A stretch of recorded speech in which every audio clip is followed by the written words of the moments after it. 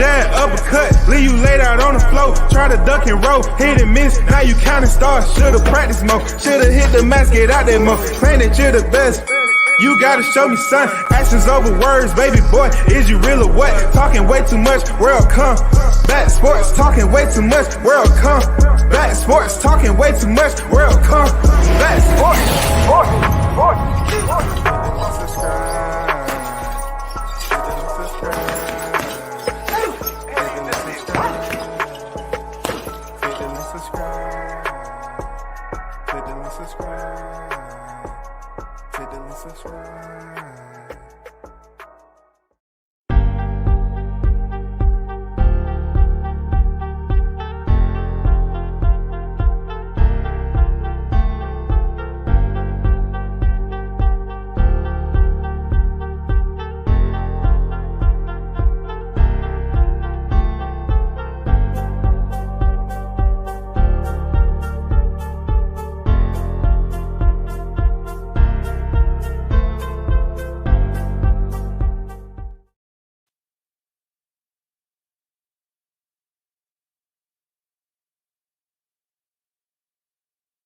WCS back on the boulevard once again. Salute to everyone that's in the building, man. Hey, hit the like button. Support the channel and everything else that goes along with interacting with the topic.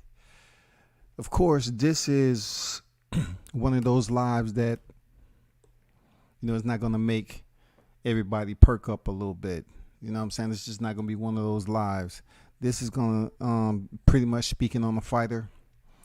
His name is Felix Verdejo Sanchez, age 29, from Puerto Rico, Olympian in the 2012 Olympics, and a professional fighter who contended at the lightweight division.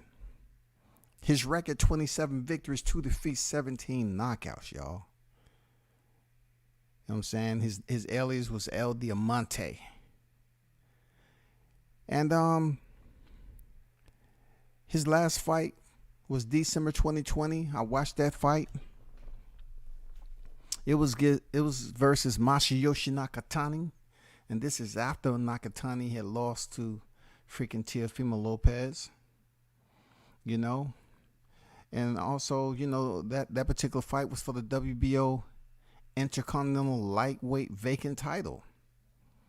In that fight, man, it was epic. It was one of the better fights, man, that Verdejo had in his career, because he had some ups and downs in his career. It's not so much losses, but due to team, I think his management or what have you. But he was able to knock Nakatani down in the first and the fourth round. You know, and it was a tough fight, man. They was landing some bombs in that fight. And he ended up, Nakatani ended up knocking Verdejo down twice in round 9, and that's when the stoppage happened. Now, if you look at his box rec, you can see where he fought 3 times in 2016, once in 2017, twice in 2018, once in 2019. Then he started to get himself back together. I actually spoke with Felix Verdejo back in 2019 at Madison Square Garden. You know what I'm saying? He was feeling all upbeat about getting his, you know, self back in the driver's seat. You know, getting those fights he had on the schedule. You know what I'm saying? He was looking forward to. Well, especially the one he had that evening. And you know, we was just talking about some boxing shit, man. I ended up, you know, of course, getting a snap with him. He was a very cool dude, you know what I'm saying? Like, very outgoing type of dude, man. You know, nothing bad to say about him. But then, after he fought Masayoshi Nakatani, the following year in May of 2021, that's where everything fell apart for Felix Verdejo. Real talk. It would change his life forever, man. It's unfortunate too. Felix Verdejo will never box again in a ring in his life, ever. It says Olympic boxer Felix Verdejo accused of killing pregnant girlfriend who was found dead in a lagoon. Vicious. Vicious, vicious, vicious, bro. Listen, that's one of the most brutal ways that you can carry out something, especially a situation like he had. You know what I'm saying? This type of things happen all the time, right? This type of stuff happened all the time. When you're married or in a relationship, and then the person that you cheating with, they pops the seed. The woman get pregnant. Now, y'all probably expecting me to say, oh man, that's her fault. No, that's not it. Because it's our fault as well as her fault too. But in this particular case, Felix Verdejo is to blame for carrying it out in the most horrific way possible. He took her life, him and an accomplice.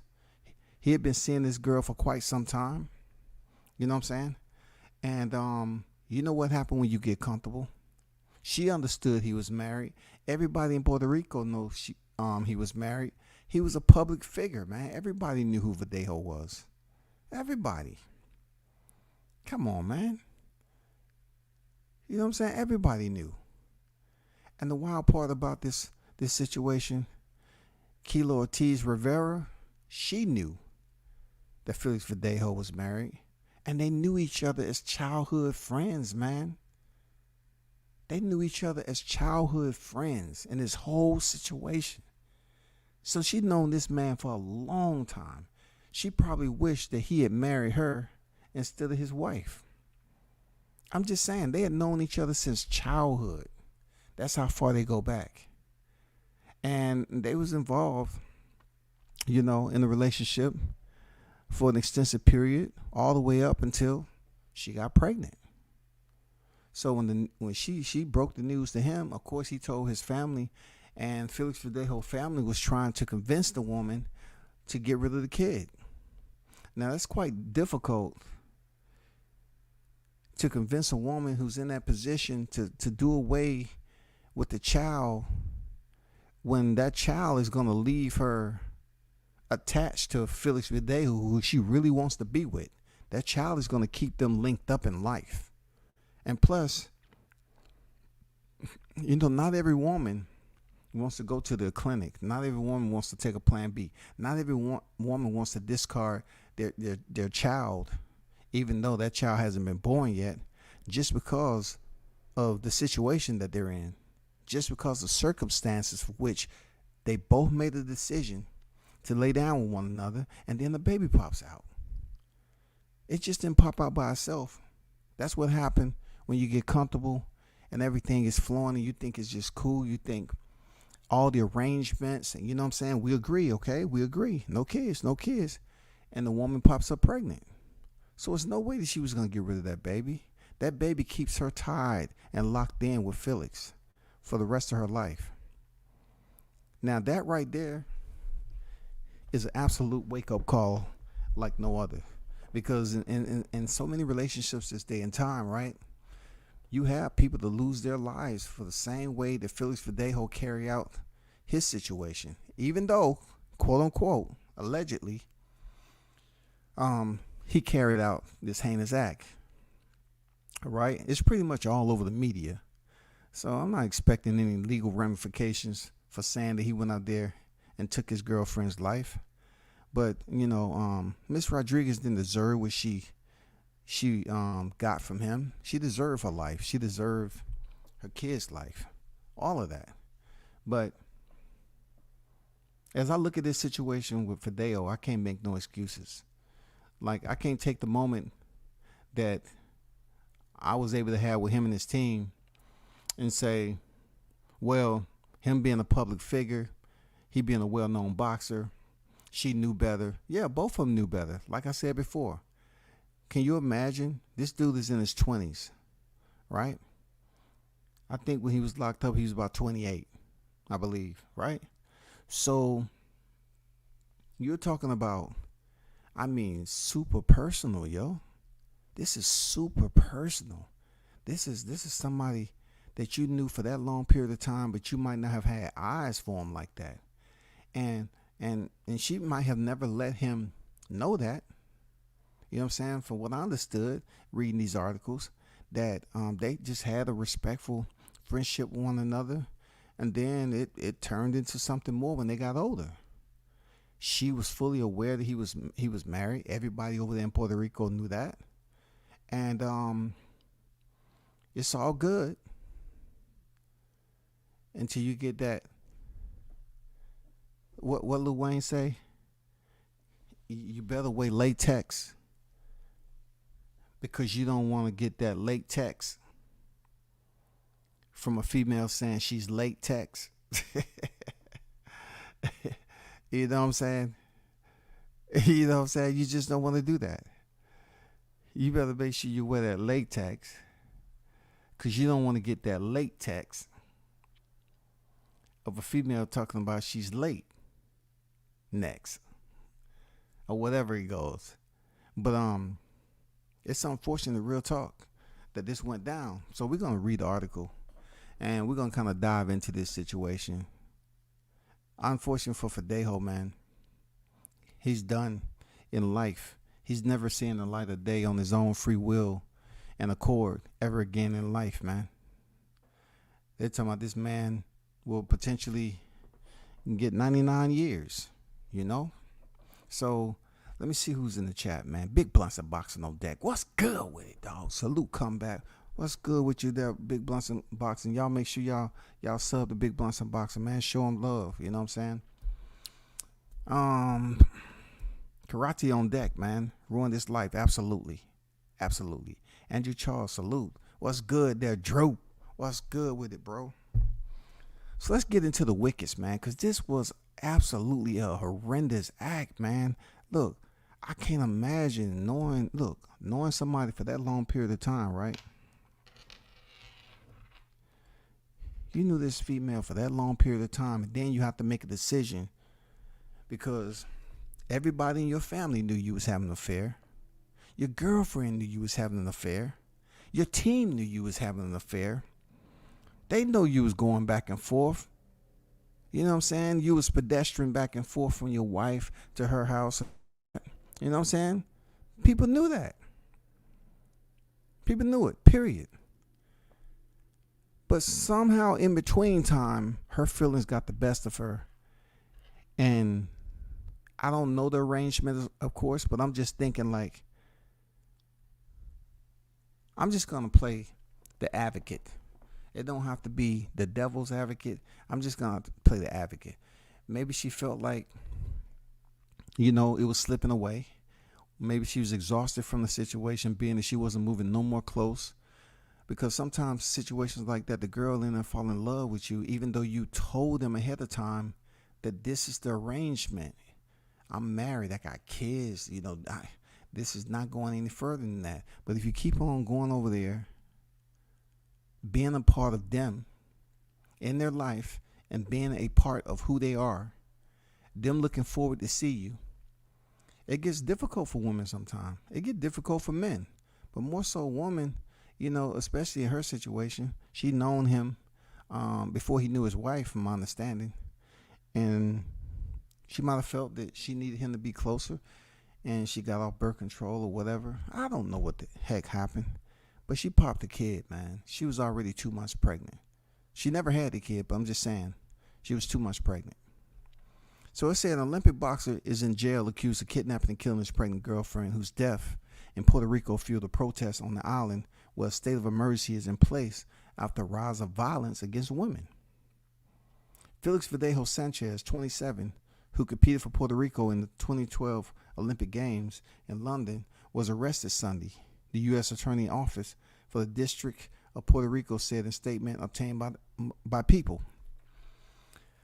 The victim, Keishla Rodriguez Ortiz, was nearly 2 months pregnant and had told her mother Thursday morning that she was planning to meet that day with Verdejo to discuss the news. So she was basically, I remember reading this article way back. I did a live on this too, man. I remember thinking to myself when she was going to meet with her mother that day, right? To break the news that she was, going to tell him. I can't imagine what her mother thought. See, her mom knew she was involved with a married man. I'm just saying, like, her mom knew she was involved with a married man. This is a situation that's not good for either party. At the end of the day, man, they all knew that this affair was going on. Hell, Verdejo's wife probably knew the affair was going on. Real talk. It goes on to say, right? She's supposed to had told her mother Thursday morning she was planning to meet that day with Verdejo to discuss the news before she failed to arrive for work and disappeared. The married boxer allegedly had threatened her before to not have the baby, to get an abortion because he has his family. He is a boxer and a public figure. Rodriguez's mother, Ortiz Rivera, told El Nuevo Dia in Spanish. So basically, he already knew she was pregnant. And they had a conversation to basically disperse of the child. And she was going to meet with him to talk. At that point in time, a man in his position and a woman in her position, it's going to be extremely difficult for them to come to reasoning. It's just not going to happen, man. Like, this is freaking one of those moments where you have that burning sensation in your chest. Like, you're talking about a child that's going to be around for 18 years. Like, 18 years. That's it. You know what I'm saying? A child's supposed to be there for life, but not every situation is esprit de corps, you know what I'm saying, healthy. You know what I'm saying? It's not that way, especially in a situation like this. Sometimes both parties don't even speak to each other, and the child don't even know who the father is. It happens. But in this particular case, she had told her mother Thursday morning that she was planning to meet that day with Verdejo to discuss the news. You know what I'm saying? That's what puzzled me a little bit. You know, she was going to meet with Verdejo to discuss the news, but the article make it seem like Verdejo already knew, and he had told her to get rid of it or whatever. It said the married boxer allegedly had threatened her before to not have the baby. Okay, so I'm going to take it as if they had a discussion already. It said an unidentified witness with first-hand personal knowledge said Verdejo contacted him before the boxer met with Rodriguez, requesting his help to terminate the pregnancy. According to a criminal complaint, reports the New York Times. According to the witness, Rodriguez and Verdejo allegedly were together in Verdejo's SUV on Thursday night. Okay? This is when everything changes. This is when you leave the door of life and enter to the chamber of darkness. This is when everything is done. You have absolutely internally made a commitment to throw away everything that you know in existence. Your family. You know what I'm saying? Your family. I'm talking about immediate family. Everything, all the reflection that you had as a kid, the lady that you've known forever and a day, you know what I'm saying, that you've been cheating on your wife with. Your wife, you know what I'm saying, she's no longer going to be able to have the father to her child around the house anymore because you have made this commitment to take extreme measures for her to terminate the pregnancy. And ultimately, if she's not compliant, what does that mean? It's gonna lead to physical force. You know what I'm saying? It's gonna lead to physical violence. There's no way you're just gonna forcibly, get a woman to terminate the baby, especially if it's her first child. Now, I'm not saying this across the board. I'm just saying this being her first child, and you want her to terminate it, and she's in love with you, and she want to have the baby just so she can feel special and have a piece of you, with her for the rest of her life. This is Verdejo Jr. This is, you know what I'm saying? I mean, a lot of things go through. So anyway, back to the article, bro.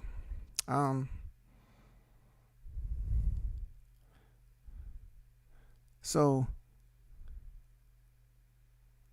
when they was together in the SUV on Thursday night, Verdejo punched her in the face, and the woman was injected with a syringe filled with substance, which the complaint did not identify. We don't know what was in the syringe. We don't know if it was drugs. We don't know if it was poison. We don't know. He just wanted somehow, some way for that pregnancy to be gone. But in the midst of it, in the turbulence of everything that he was experiencing at that moment, it turned to murder. He said, this is not going to work. It's over. We got to terminate the baby along with her too. So, Verdejo and the witness then allegedly used wire to bind Rodriguez's hands and feet, tied a block to her, used Rodriguez's vehicles to ferry her body to a bridge over the San Juan Lagoon, and toss her into the water.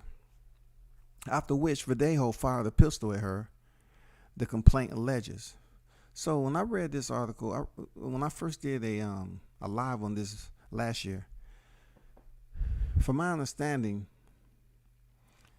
that she may have potentially been alive when she was tossed into the lagoon, okay? But she was in a bad place. You know, she had gotten beaten up, and you know, they had injected her with something. It was torture. You know what I'm saying? From my understanding, she was still alive when they tossed her in the lagoon. At that point, Verdejo fired a weapon into the lagoon in case she was alive. You know what I'm saying? He fired a weapon in the lagoon, you know, to make sure, you know, the hoping that a bullet hit her and sink her to the bottom where nobody can find her. But lucky for her, she had told her mother. That's what women do. They reach out to moms. Hey, mom, just letting you know, I'm supposed to meet with him. If things don't go right, you know what happened. And that's exactly what happened. She met, had an accomplice. He been a professional boxer, punched her. She probably was knocked out cold, and then everything processed forward from there. It turned bad from there. It went from bad to worse, rather. That's what happened. Bad to worse. They say her body was found Saturday in Lagoon. And this is an article that was written last year, right? May 3rd, 2021.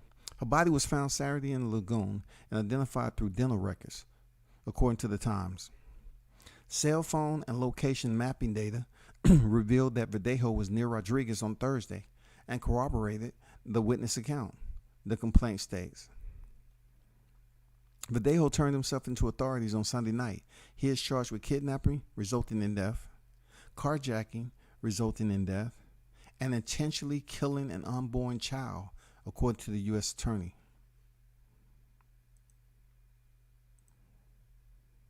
Bruce Guys, Boxing, Jazz, and more. What's good with it? Pop a lot on deck. Salute to you. Michael on deck. Michael Anderson on deck. Salute for you pulling up. He said, I dig your channel. This has to be a tremendous strain and regret on Felix. If people think before acting, it can save them a lot of misery. We appreciate you pulling up to the channel, supporting the channel, no doubt. It does. It's more than a strain, man. Because like I said before, he's in Puerto Rico. They had an entirely internal situation going on over there where women was being assaulted. You know what I'm saying? And they was trying to stand up or rise up against it and start protesting. And then lo and behold, you have a public figure like Felix Verdejo, who, once again, his family knew, his wife probably knew he had a, you know what I'm saying, affair that was going on. The mistress, her mother knew. Come on, her mother knew. His team, everybody probably knew this relationship was going on, but it kept going on because, man, shit is different over there. Who knows? I don't know. I don't know what was going on. I don't know if his wife just accepted it because she didn't want to leave and they had kids together. You know what I'm saying? She might have told him, just don't bring no baby. Because in the article I read last year, from my understanding, his mother had attempted to speak with Miss Rodriguez and and tell her that, hey, you can't have that baby. You know, we got a name to uphold. You know, we got a family. He's married. This, that, and the other. I guess she wasn't trying to hear none of that. You know what I'm saying? I can't imagine what the conversation was like to set up an appointment to meet with her. She had to know something was wrong. And you know, another article I read, you know, it's slowly coming to me that Verdejo was unhappy, like I read, but he was very unhappy that she did not take upon herself to follow out his instructions to get rid of the baby. He was extremely upset. So he just took upon himself to carry out the heinous act and commit this violent crime.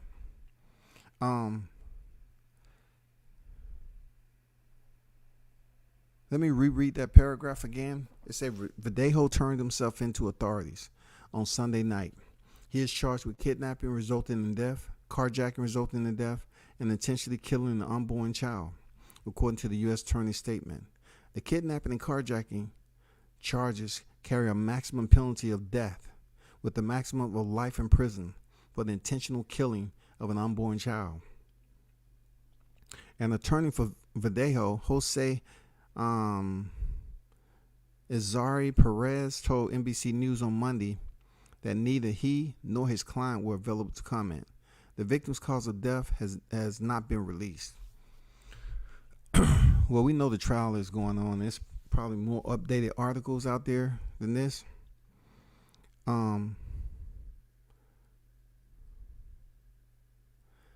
It's also mentioned in this article that responding to a rise in murders and assault against women, Puerto Rico's governor in January declared a state of emergency for gender violence in the U.S. territory, drawing attention to what he described as the consequence of systematic machismo, inequity, discrimination, lack of education, lack of guidance, and above all, a lack of action. Gender violence is a social evil based on ignorance and attitudes that cannot have space or tolerance in Puerto Rico that we aspire to, Governor Pedro Pierluisi said in a news release. It is my duty and my commitment as governor to establish a stop to gender violence, and for these purposes I have declared a state of emergency. So it was quite serious over there. It was quite serious over there, man. You know, this was serious business, bro. There were situations going on over there that was serious business with attacks and assault on women, and they were standing up to stop it. You know what I'm saying? Let me give my personal take on this, though, right? Because once again, I know people look at it like they're going to say, well, you know, your scenarios in life always deal with military and shit, right? Listen, it's so much you see with military families, man. It is the biggest pit of darkness that you can ever imagine when it comes to family. Real talk. The military is the biggest, the largest pit of darkness in the military. Now, of course, I'm not going to speak for everybody, but all I'm saying is situations go on like this all the time in the military. Seriously. And you probably ask yourself, what do you mean by that? Well, you have deployments, okay? And you have either where the female goes off and you have a father that stays home and works to take care of the kids or whatever, or majority, the higher percentage is the male. The male is the one that pretty much deploys and have the house wife or the spouse that stays home. You know what I'm saying? A lot of times you have situations that just don't pan out. Like people that you know for a long time. You have seen their kids grow up. You've seen them grow up in the military. And then they run into a situation. Those situations can be that the male person, service member, went off on deployment and come home. Either his family's not there for whatever reason, or find out that your wife is pregnant and the baby isn't yours. It happens all the time. It does. It happens all the time, man. It happens all the time. Then you can have where I'm only going to talk about one situation that I had to conduct an investigation on a high senior ranking service member where we was in combat, and not only was he fraternizing, but I knew who they were. They was in, of course, the same unit I was in. So seeing them walk back and forth to the chow hall, seeing them, it's look, in combat, in deployments, they ruin marriages, man. They ruin lives, for real. And this senior enlisted, man, he was involved with a junior, fraternizing and everything. They was like locked in, like they was married over there. And we're talking about being in a place sometimes from 7 months to over a year. So you see these people up here fraternizing with one another, and if they're not under your direct charge, then you gotta say to yourself, okay, they always say do the right thing, but that's not always the case. Do the right thing, bro, because sometimes you do the right thing, and that person is a part of the good old boy network. You know what's gonna happen to you? They're gonna make sure you don't get promoted on time anymore, because you're ruining a family, bro. You're ruining a family. If you take this person down, they're gonna make sure that they breathing down your neck every step you make as you continue to serve in the service. Seriously. It's the pit of darkness like no other, right? So this person gets back to the rear, and I get the call that I need to confiscate his computer, his device. I have to conduct a investigation as far as going to his emails and everything like that, and basically document my findings and all this shit. And it was just rough, man, because I seen this person out of that at that moment right there. It wasn't really anything that I was doing. I was following procedure that from higher up that basically delegated the order down to me that needed to happen. So it's not like I was over there in combat and I stopped and I said, hey, I'm telling on you, I see what you're doing. I never saw them do anything. I just, as long as I was in, I was like, okay, something's going on. They're eating together, walking together. And then certain individuals had their own, what we call cans. It was almost like you would call a miniature trailer home. Look, you had a fridge in there that didn't work most of the time, 2 bunks, and a wall locker. The bathroom wasn't in your can. You had to walk out that motherfucker and go to a makeshift bathroom, and it was horrible. Real talk. But I had to conduct an investigation on this person. Man, it was just so much incriminating stuff. You're on a military network, and you're just sending emails. It was just bad. I mean, that's just only one situation. It was just bad, man. And the one thing about being senior enlisted, most of the time they provide you an option to get out. They will provide you an option to get out. That's crazy. You know what I'm saying? They will provide you an option unless you did some crazy. I mean, like over the top. They'll provide you an option to get out. All right? And that's what happened. And then there was another situation where I knew a dude who, I don't know, he just couldn't. I stayed in my freaking lane. People, I mean, I look at it like this, right?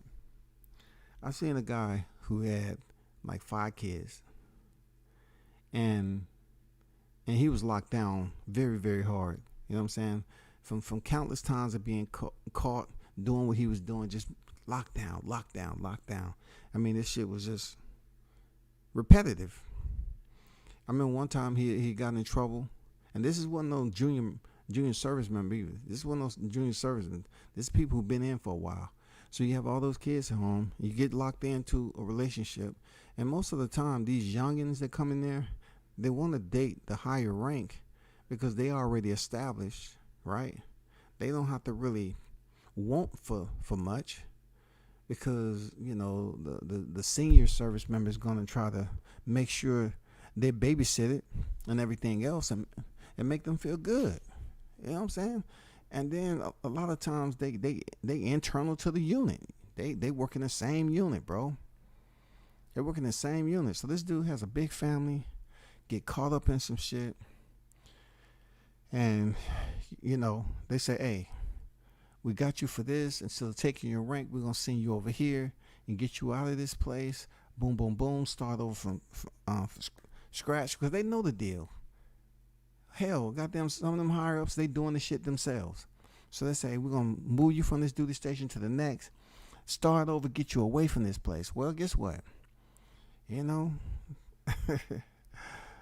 Sometimes that's not enough for people. They get to the next duty station, do the same thing, but this time your girl take extreme measures into her hand when she found out another female is pregnant. Just imagine having all those kids, and then you got another another child outside the marriage, and that female happened to be a service member, and they're not getting rid of it. You know what I'm saying? And they're going to be garnishing your check. They're not going to provide you the option to pay child support, freehand. No, they're going to garnish your paycheck. So first of all, you get fucked up with adultery, and then they're going to garnish your paycheck. So therefore, you get your paycheck garnished, and then you have to deal with all the UCMJ. You have to deal with the punishment that the military is going to render and hand down to you for adultery. Now, I'm going to be frank and honest with y'all. Adultery is not really a big deal in the military when I was coming up, unless it affects your work. That's just the way it is. I'm being absolute honest. I ain't worrying about no backlash or what somebody got to say. I was in long enough to see it. You know what I'm saying? I was in there long enough to see it, and it messes up families, man. It's tough to raise up a family in the military when you got kids, because especially for males, we go off on deployments for several months at a time, and then when we come home, it seems like our children have grown up even more after that. But there even been service members that's taken it to the extreme, like Verdejo. They actually tried to go out and get the mistress, take them somewhere, push them off a freaking cliff, or kill them, shoot them, try to get away with it, and it doesn't work out well for them. They wind up going to prison, same way as a civilian. They lose everything they had in the military, get a bad conduct discharge, and they get locked up. So the adultery part of it, the affairs, it happens across the board when it comes to relationships. Once again, this is only a certain percentage who choose to do that. That's not everybody.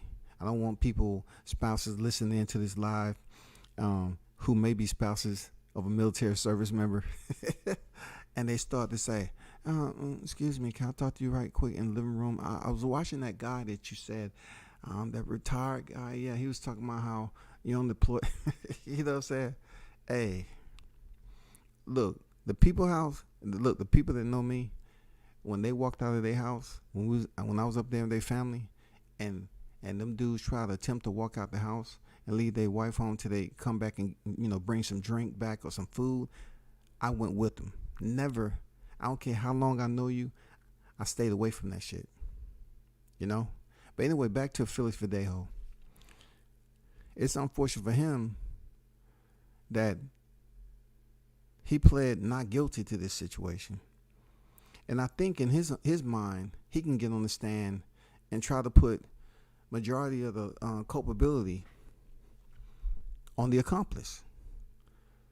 It's not going to work out for him at all, because so many people knew that they was engaged in this affair and that she was pregnant, that it's going to redirect itself right back to him himself. Everybody's going to say Felix Verdejo knew damn well that she was pregnant. And that's just it. That's just the way it is, bro. He's done for life, man. Rakeem, what's good? Peace, WCS. Damn, what a sad story. Yeah, man. You know what I'm saying? Just a chance encounter that I had with Verdejo. You know, to speak to him and his team. Gooch on deck. What's good? WCS, salute, bro. Salute to you.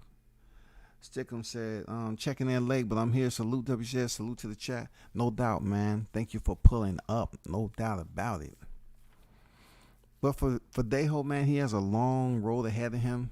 He actually steps on deck for court, from my understanding, next February. You know what I'm saying? And the female that he was involved with, she was 27. You know what I'm saying? I think at the time, Verdejo was 28. So they, you know, they was in their 20s, late 20s or whatever. You know, to be involved with a public figure, a Puerto Rican boxer at that, who was well known. I mean, Verdejo was trying to get his boxing career back on track. So, you know, whatever that was going on behind the scenes personally with him, it boiled over, man.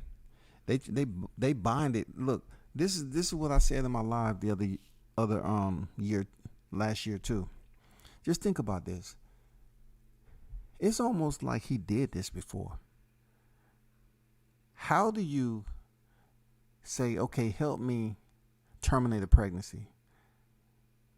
I'm pretty sure the conversation was much more in depth than that, but I need you to help me terminate this female's pregnancy. And then you know how to properly bind feet. From my understanding, the feet was binded the cement blocks or something like that. How do you even know how to do that? That just seems like it's been done before. How do you come up with the equipment? You're in her vehicle. Listen to what I just said. You're in her vehicle. Where did the wire come from? Where did the blocks anchor her to the bottom of the lagoon? Where did this substance come from? Who got it? Who went up there and retrieved that? Where did you get that from? What was the substance, man? Was it poison, formaldehyde? What was it? How did y'all know? Your friends did this before. Had to. Verdejo had to do something like this before, bro. Because I'm just thinking about, if you was in her vehicle and you punched her, and they said you ferried her vehicle, that means transit her vehicle over to the lagoon, the bridge by the lagoon. That means someone had to bring that with them. Wire, tape, cinder blocks, whatever. The syringe. I mean, just everything had to be put in motion, man, to carry out this act. And this is not an act that you just do for the first time. There's no way in hell this is an act that happens the first time. It's no way, man. No way that this is the first time he did that. In my opinion. In my opinion. But the horror that her mother the horror that her mother must have felt when she found out her daughter didn't make it to work. I mean, the thoughts that was racing through her mind at that point, being that she had spoken to her daughter, and her daughter made her aware that she was going to speak to him, and come to find out she didn't make it to work, which is very, very unusual, because I think she dealt with like pets or dogs or something like that. She might have been a veterinarian or something like that. And she didn't show up for work. Her mother probably lost it, man. She probably lost it. She probably was like, where's Felix? Where's Felix? Anybody seen Felix? She met with Felix. Shit. From my understanding, if I'm correct, because a lot of stuff is just filtering back to me, I think her mother had to fly in. I believe her mother had to travel to that location. I don't know if she was out of. I don't know where she was, but she had to travel there. So can you imagine all that time? You know what I'm saying? Having to go over there and trying to stay in contact with somebody. You wasn't able to speak on the plane to anybody because of course communication. But to get there. And then it's not even saying that she got there after they found the body. It took them, I think, a couple of days to find the body. Yeah. So she might have potentially got there. She was still missing. And they found the body. And then they went looking for Felix, who was missing. And he turned himself in. He surrendered. So everything started to really, suppress itself to Felix Verdejo. And then once everybody got in there, his accomplice, it just went downhill from there. I can't imagine what his family was thinking. You know, everything is lost, all the time and hours that they put in to try to get him to. He was still young enough to potentially become a world champion. They wanted to see him be a world champion. You know what I'm saying? Because when he fought Masayoshi Nakatani, him and Masayoshi Nakatani, they battled for the vacant WBO Intercontinental Lightweight title. You know what I'm saying? So that was a big fight for Felix Verdejo. Man, it was a barn burner too. I'm not going to lie. I remember watching that fight, man. I was like, wow, Verdejo might pull it off. And this is the wild part about that fight. I remember word being passed that Masayoshi Nakatani had a head injury from the Tio fight, right? And if you look at Masayoshi Nakatani's freaking boxing record, you can see that he fought Teofimo Lopez July 2019.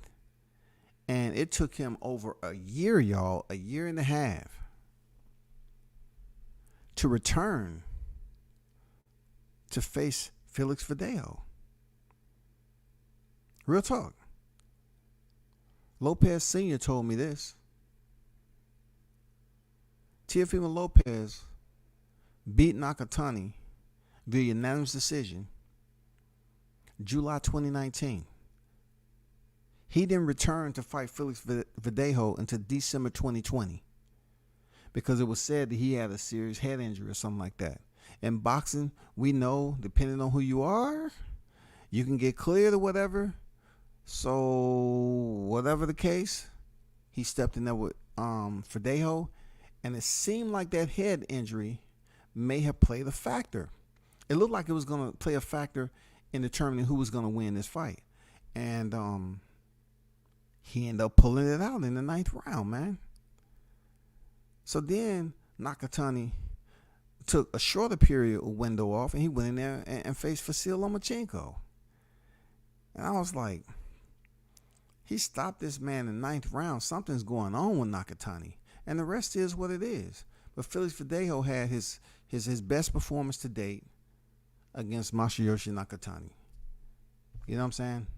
And to him and everything that he's experiencing right now, he knows that that's conclusion, that's curtains to his boxing career. You know what I'm saying? I'm pretty sure when he's sitting in there confined for the rest of his life, it's going to be times where people, talk about his amateur boxing, his freaking professional boxing, along with everything that happened to the lead up of him committing this crime. The female's not around no more. I'm pretty sure she's on his mind. You know what I'm saying? I'm pretty sure him looking at his family, his kids, growing up without him.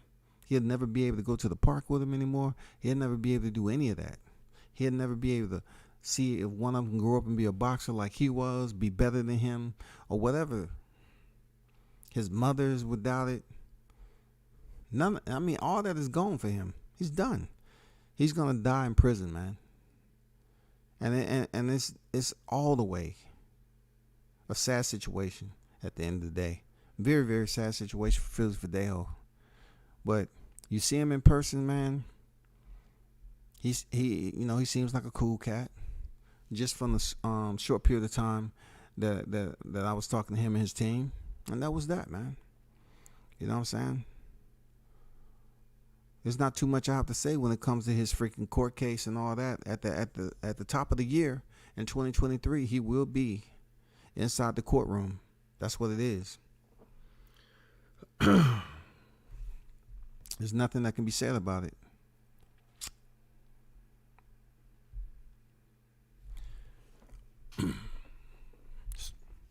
So,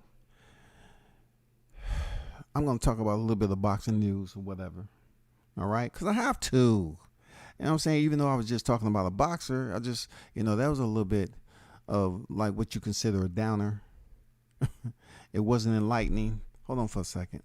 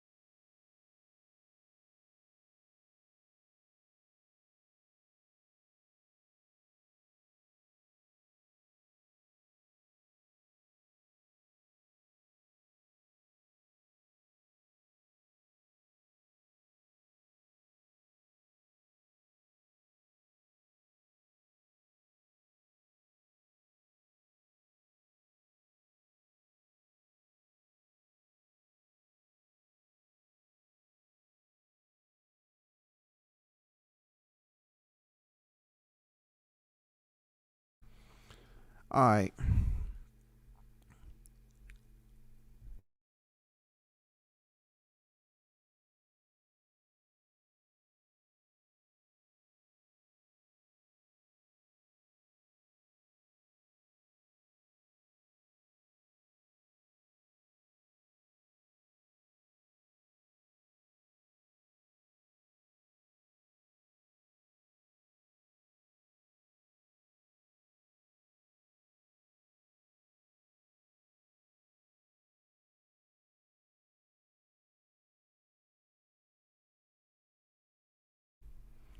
So, okay, for the boxing side of the live, man,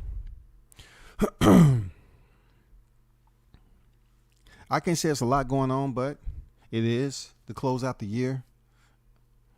You know what I'm saying? We already talked about the cards, both cards going on in Madison Square Garden with Top Rank, and also the card that's going on with BOK Prime. And, the main event over there at Top Rank is going to be Teofimo Lopez and Sandor Martin. And BOK Prime,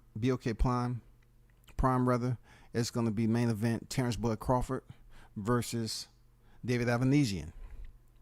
That's popping off. Those are the two big cards going down next week. Time ticks away very, very quickly.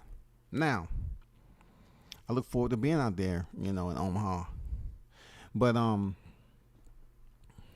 this is something I want to talk about that's going on again with the lightweight division. I remember when Teofimo Lopez was going through his stint, he was able to beat Lomachenko, right?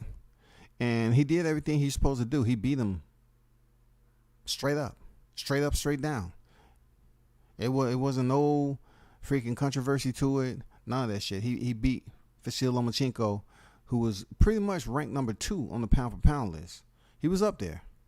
So that was legitimate. I don't think everybody after him fulfilled the value system when it comes to, them getting credit for Teo beating Lomachenko. You know what I'm saying? Like Kambosos beat Teo, but Kambosos, a lot of people don't think he will beat Lomachenko. You know what I'm saying?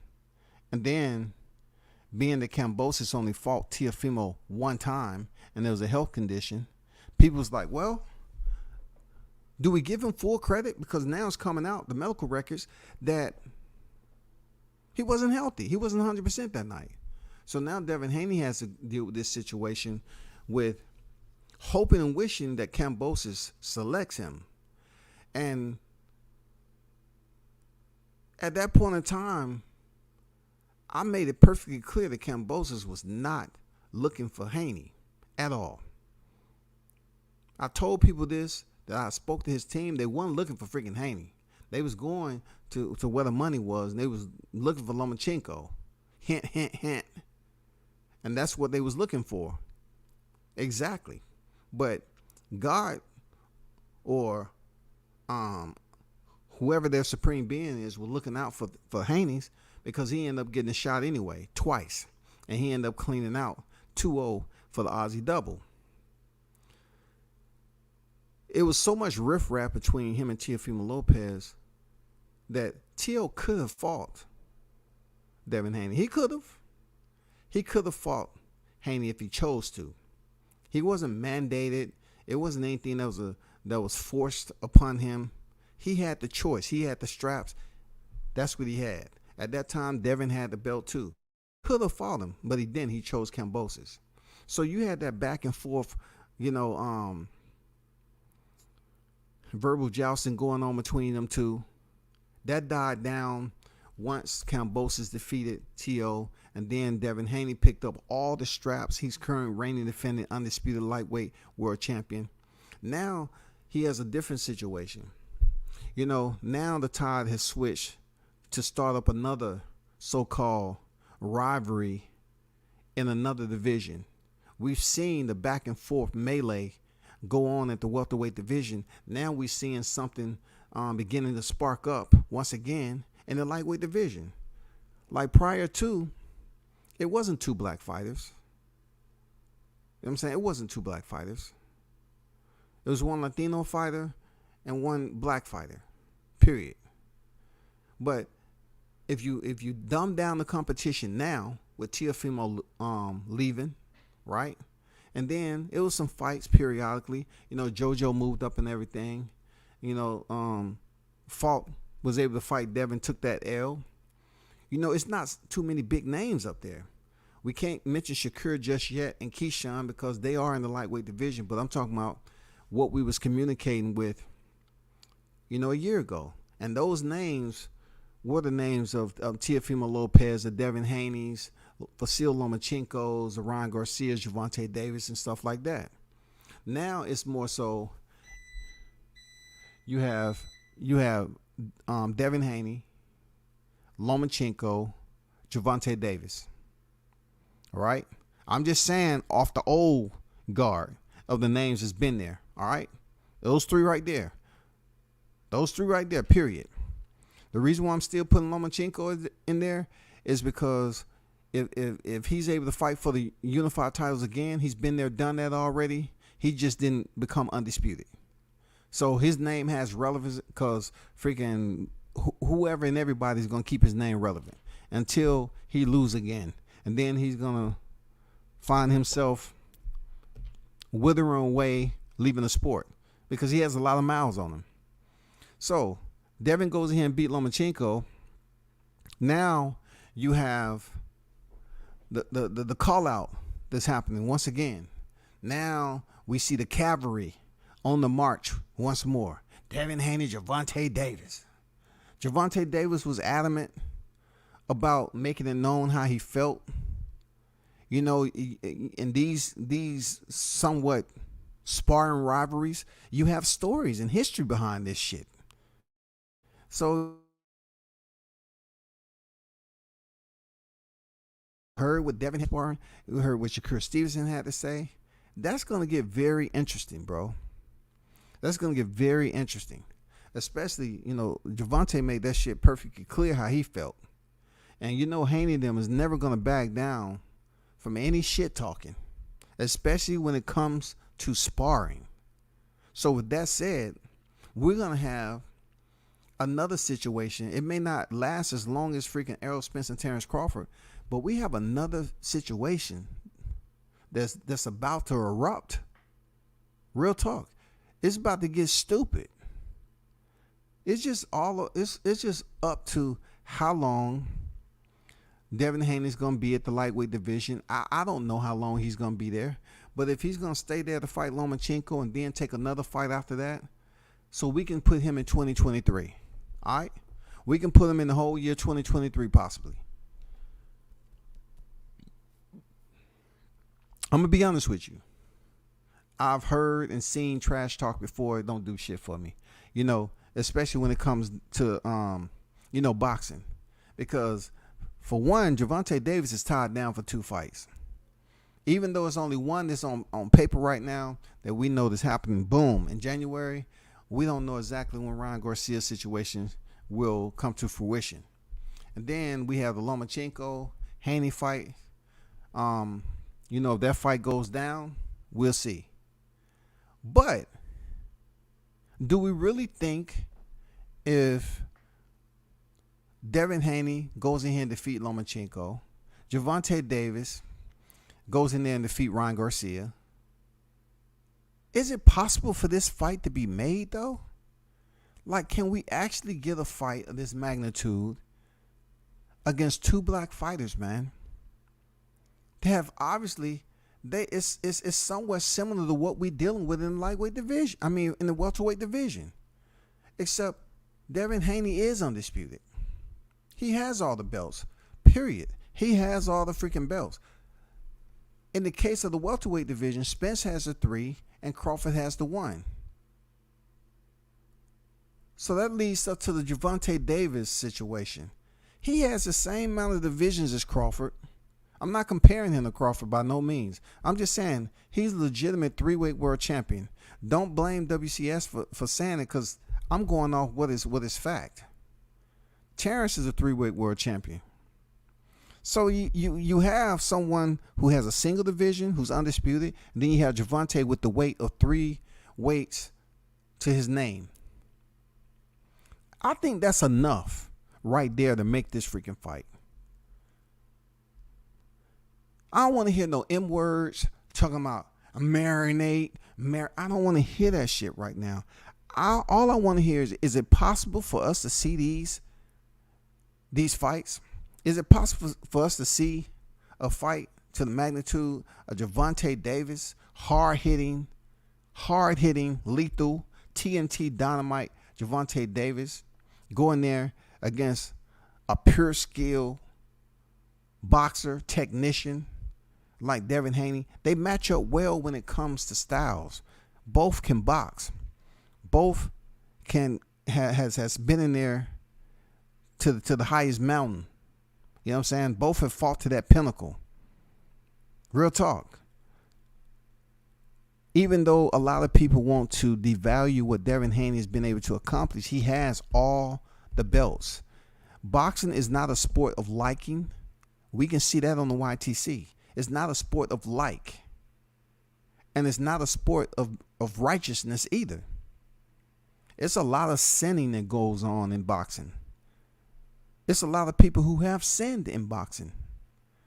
And that's why you can't go over here and expect people to be like, oh man, we expect you to do the right thing when it comes to these fighters.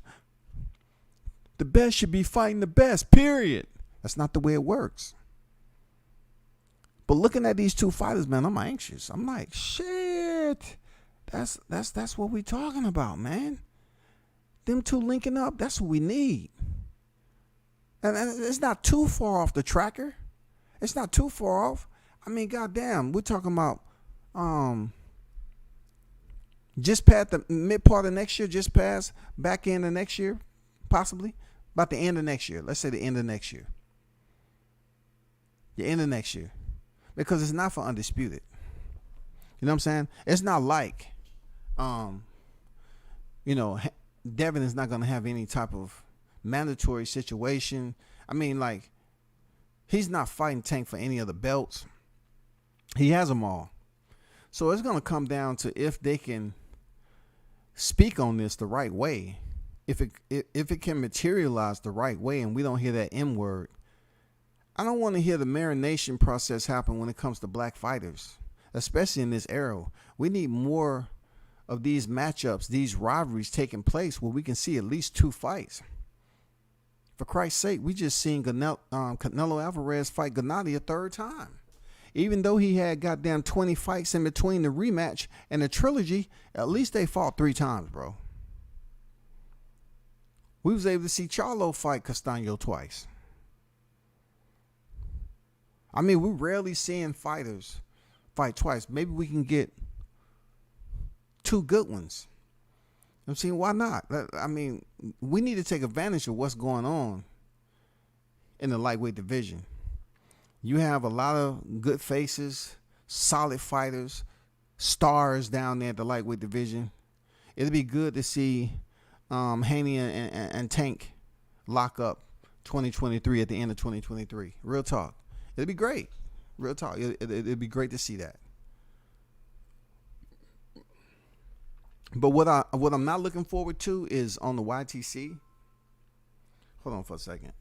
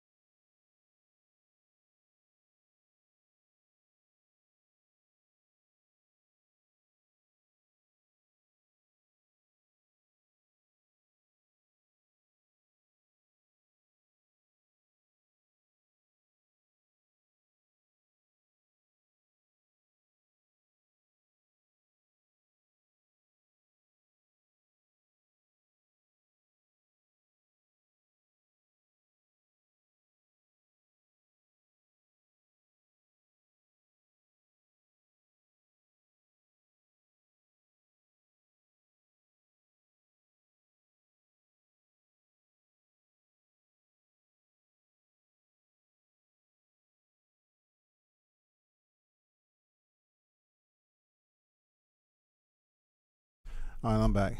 And like I was saying, man, I'm not looking forward to who is selecting which fighter they want to choose to support, and then trying to make it one of those nasty type of situations where every time you hear these 2 fighters' name, it's trash talking back and forth. And in this particular situation, I know I'm just speaking to the choir, so to speak, because both of these fighters are going to talk their shit. That's just period.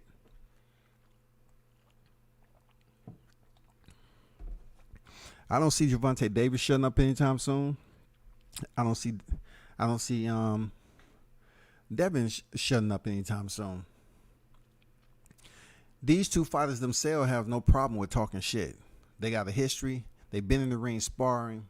They just haven't fought each other on a professional level yet. And that is going to be the wild part about it.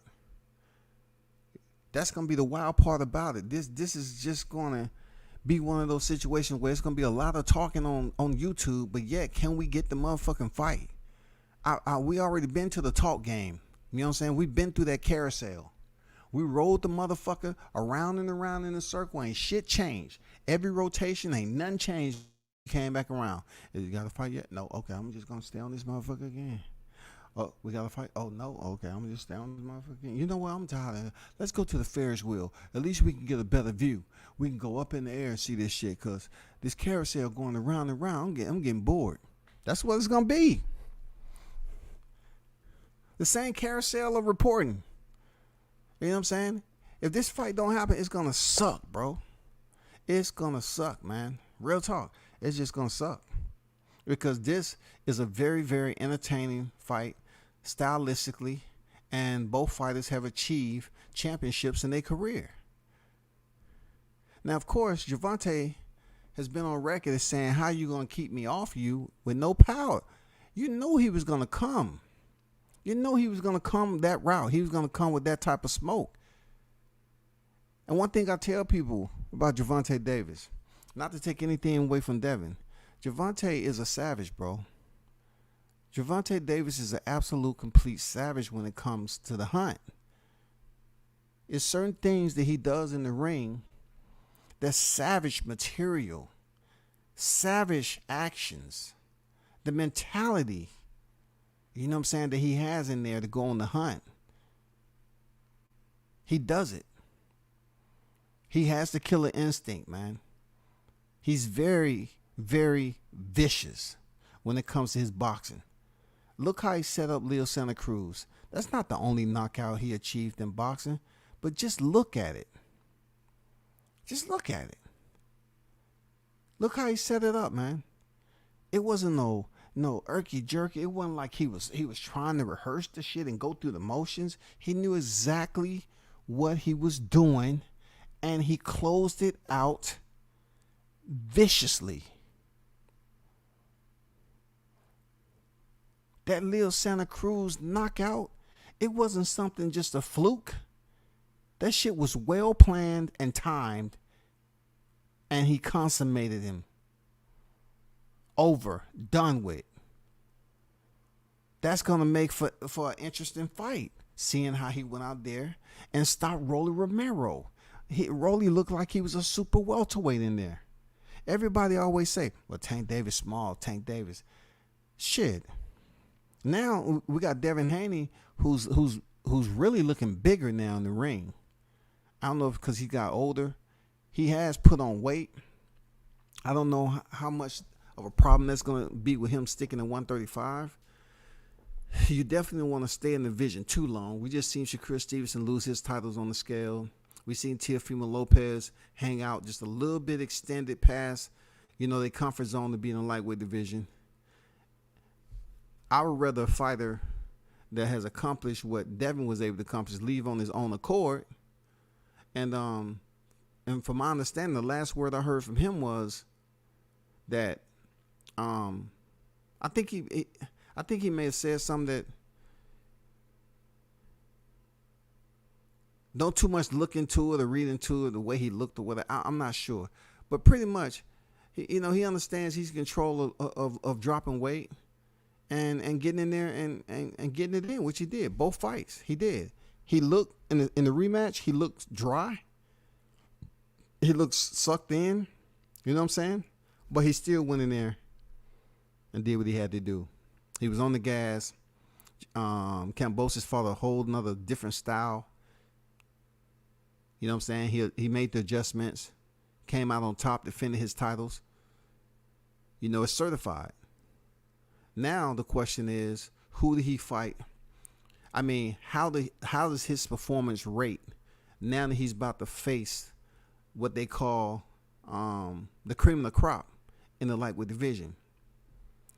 A lot of people may not consider Vasyl Lomachenko the cream of the crop, but he still is in a sense.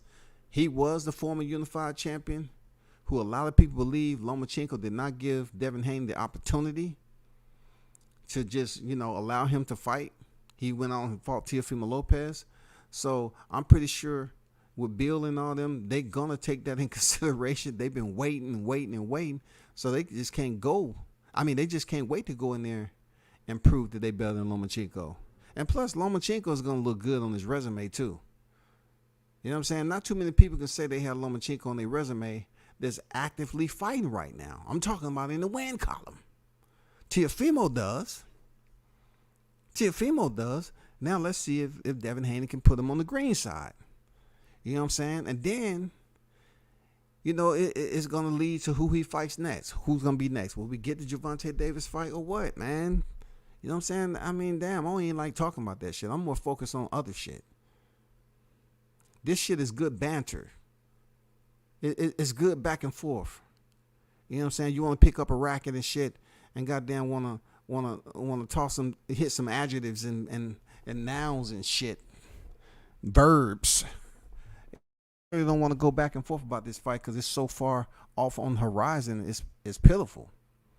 It's too much going on in the lightweight division to even consider this as a conversation. You know what I'm saying? But it is what it is, man.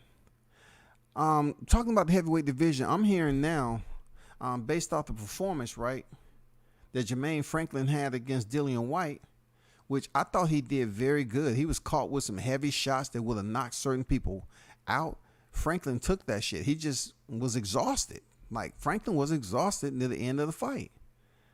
From what I'm hearing now, possibly Anthony Joshua, who was sitting ringside, may be next in line.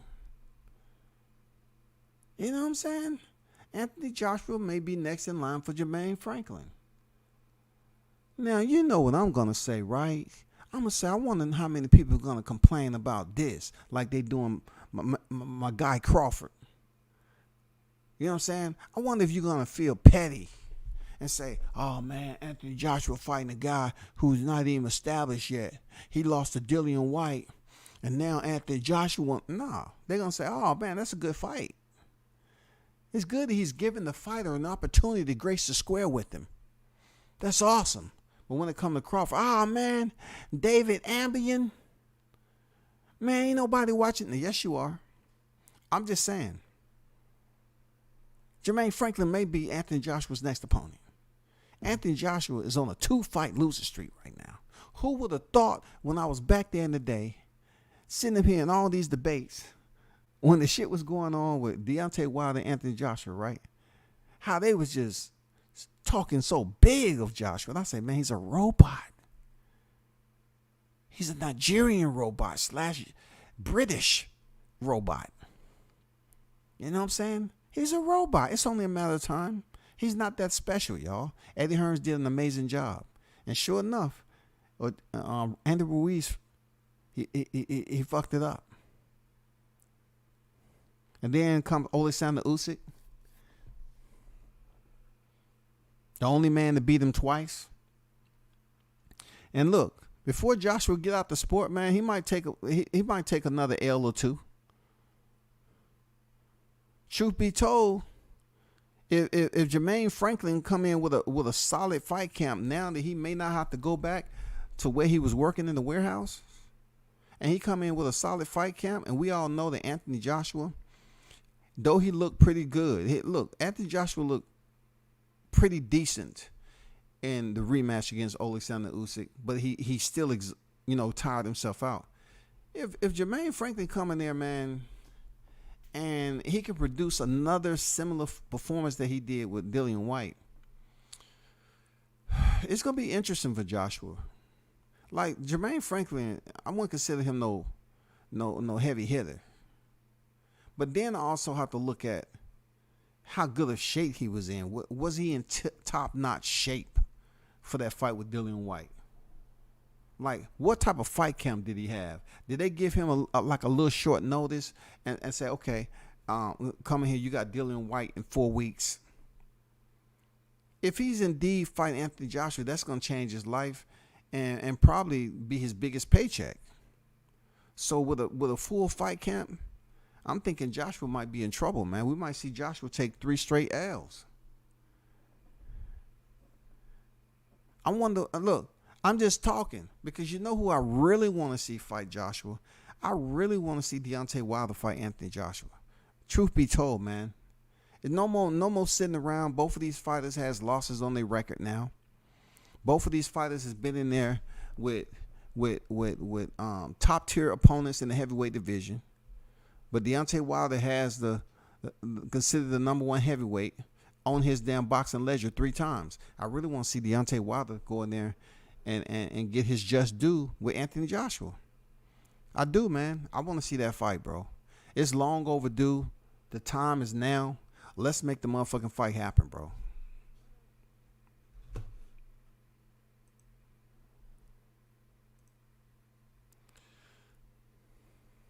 What's going on? Lost all the boxing on deck. Salute to you, Q. Haynes Legacy, what's good? Ruiz wrecking the AJ. For sure, man. For sure. I'm in the process of cooking too, so that'll be good. You know what I'm saying? So there go the link right there, man. Let's see what time you came over here. I'm just talking 8:44, so it haven't been that long. Shit. Ruiz wrecking AJ Train is still one of the most epic moments of this current era. This shit was wild. It was, man. It was definitely wild, bro. It was definitely wild. No doubt about it. I mean, a lot of people are still shocked to this day. There was a lot of guys on here that was freaking just so enamored with Joshua that they probably ripped those posters down. You know what I'm saying? They still haven't recovered to this day, man. Shout out to Mr. Gumbo, a.k.a. Hot Grease, in the building, man. What's going on, Gumbo? I don't see Haney beating T.O. at 140, just my opinion. You know, I wasn't even really talking about 140 yet. You know what I'm saying? Like, T.O.'s my guy, man. He's a very entertaining fighter, strong. It's going to be very interesting when it comes to that. You know what I'm saying? People try to freaking set up perimeters.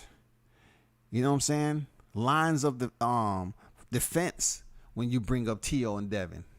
So this Javante information is coming out, and they trying to start up a Haney-Davis type of verbal sparring war. Is interesting, because I'm just curious how long they're going to stay on this. The fight is nowhere close to happening. Period. Point blank, period. The Ryan Garcia fight ain't going nowhere. It's not going nowhere. So just because Tank said what he said on the podcast, and shout out to the Rise podcast, man. Shout out to them guys, man. Just because he said what he said doesn't mean the fight's going to happen any quicker. Serious, bro. Q on deck. Salute, bro. Salute, man. What's good with you, man? I'm fresh out the gym, man. I done ran.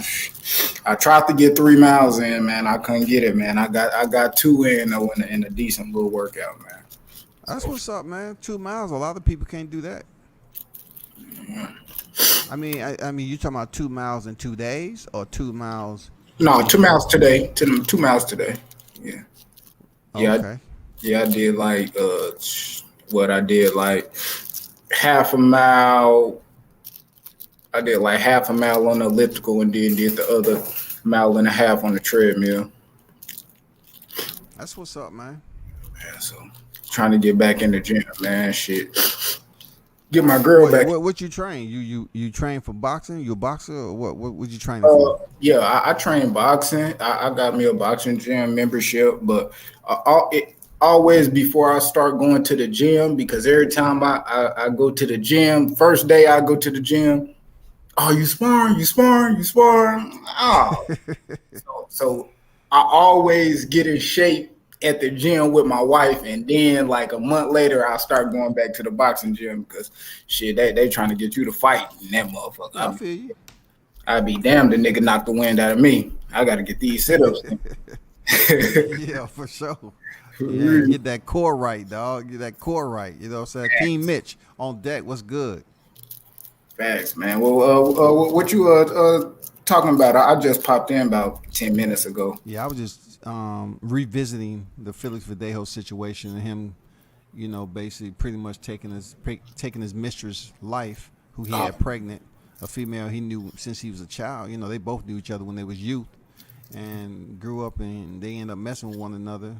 And fully aware that the man was married, and also he was a public figure, you know, in boxing, and you know he's a big deal over in Puerto Rico. But I guess it got to a point where both of them got a little bit too comfortable. He got her pregnant, and Verdejo's family wanted him to, tell her and make sure that she get rid of that baby because it's not gonna be a good look, and she didn't do it. So he said, "Hey, I'm coming over there to talk to you." He comes over there at night to talk to her. At that time, he had already called his accomplice. She got in there, and he punched her in the freaking face. You know what I'm saying? Probably knocked her out and put some shit in her via the syringe, binded her feet with wire and shit, dumped it in the lagoon, man. They ended up finding their body because she had told her mom, "Hey, I'm going to talk to him." She got the call, "Hey, so she didn't show up. Rodriguez didn't show up for work." Do you know why? Her mom probably just lost it. Say, "Oh my God, he's done." Mm-hmm. Yeah, she must have already knew, man. Damn, boy. I do remember hearing that damn story too. That happened like what, about 3 years ago? Last year. That was last year?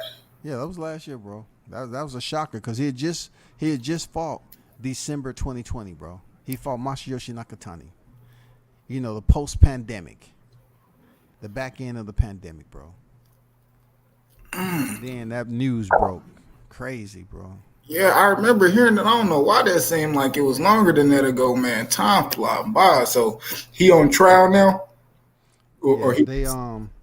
They brought it back up because I guess his accomplice was in there. He pleaded not guilty, so he's set to go back to court in February 2023, from my understanding. Damn, so his homeboy, his co-defendant took a plea already, and he just waiting to get sentenced. Felix.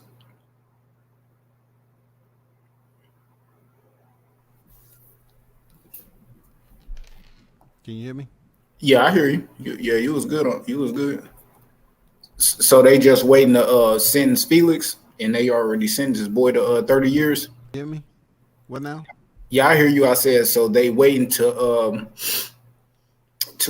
sentence Felix, and they already sentenced his co-defendant to 30. Well, from my understanding, his co-defendant took a plea so he can get 30 to life. We don't know yet. He could get 30, or he could get 30 to life. I don't know, bro. Well, but they're gonna get some time though, due to the brutality of it. That happened in Puerto Rico. Puerto Rico. Shit. Yep. Hold on for a second. I'm gonna switch something out right quick. Hold on for a second. All right. Yeah, man, that's some crazy shit, boy. Yeah, man. I hope he can get it in, man. But it looked like I've been seeing Bill Haney, man, out here being a businessman. Bill Haney out here being a businessman. He making them calls, man. Shit. He called that boy T.O. Senior. That shit right there. I think everybody gassed up off all these call outs, man. Tank set a whole little uproar with his shit. With Tank popping his shit, man, getting off, checking these boys, letting them know where they stand. I think like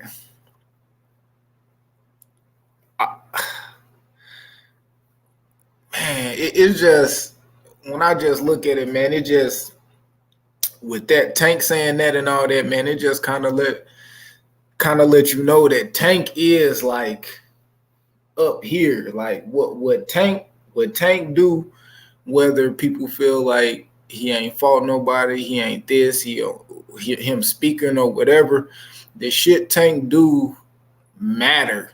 That shit matter to people. Like, if Tank was so much like, kind of like how Devin talk about him, Devin pretty much talk about Tank like he ain't shit. Shakur kind of been doing that shit too. Like, Tank, he'd never fight me. He this, shit like that. Then Tank come out, he say something, and he got man. He started a whole little uproar. He started a little whole uproar with them guys, man. And he got 2 fights lined up. So I don't know, man. That shit different. I think Devin, regardless, I think the thing with Bill, he don't mind all the confusion, all the rah-rah and shit like that. Because even when all the shit on the front going on, like the shit with him and Tank and all that, him and Shakur, him calling Keyshawn a bitch, him calling Richardson Hitchens a bitch. Yeah, he did. He ain't gonna fight none of them motherfuckers. He gonna fight Tio over there. That motherfucker that's over there that people saying delusional, that kind of popping shit. And like for a second, I kind of was thinking Tio was a little delusional. Or I'm gonna say a lot delusional, real delusional, which I still think he do be talking out his ass a little bit. But some of the things he be saying is true. Like, I remember when T.O. was going on, and I was talking, and I said he was bullshit, and I said he was delusional when he was saying that shit. When he was on there, he was talking about, man, all these guys, man, they man-made. They doing this. They manufactured. They this, they that. And I'm like, man, you bullshit. But then when I sit back and I think, and I look at all the channels Bill go to, and all them people that ride for him so tough, I be like, that's the manufacturer shit he talking about. All that extra shit, people that push extra hard for Devin, which I don't feel like, I don't really trip about it. People can root and go for whoever they go for, but I feel like people put a little bit too much extra on it. They put a little bit too much mustard on it, huh? Too much mustard on that shit. Be like, bro, like, relax, bro. Like, I don't know, bro. They feel like Devin can do anything. Like, when Devin was out here, and this is a reason, too. When Devin was out here saying, everybody ducking him, don't nobody want to fight me, this, that, this, and that, this, and that. They took that shit. Oh, Devin the boogeyman. Nobody want to fight him. Nobody. But Shakur, he go out here, you see the shit with Eastside Cruz. He say Eastside ducking him. I seen them same people like, man, Shakur needs to stop bullshit. Ain't nobody out here ducking him, man. He ain't no boogeyman. He ain't. Absolutely, Eastside ducked him. Absolutely. Like, bro, just like he ducked Ryan Garcia. Exactly. And they was like, man, he ain't really ducked Ryan. Like, bro, I seen the nigga call the Eastside Cruz a bitch and his manager. Like, well, son face. Like, what you mean he ain't ducked? Like, and you seen this shit in writing. Like, oh, we not looking for no Ryan fight right now. Just like they said this shit about Shakur. Oh, we not looking. That's not the fight we looking for right now. What are y'all looking for? What type of fight are you looking for? Y'all weren't looking for El Rayo. El Rayo needed to do more. Then he got knocked out and then or beat up. It's like, bro, well, who are y'all looking for then? I don't want to see the Tank shit again. Like, dude, beat you with one arm. Correct. I agree with you on that. Like, that'd be crazy. Like, some people be wanting to see weird shit. I want to see that Devin and T.O. because I think it's a big fight. It's a big fight, and I think it's way more competitive than some people think.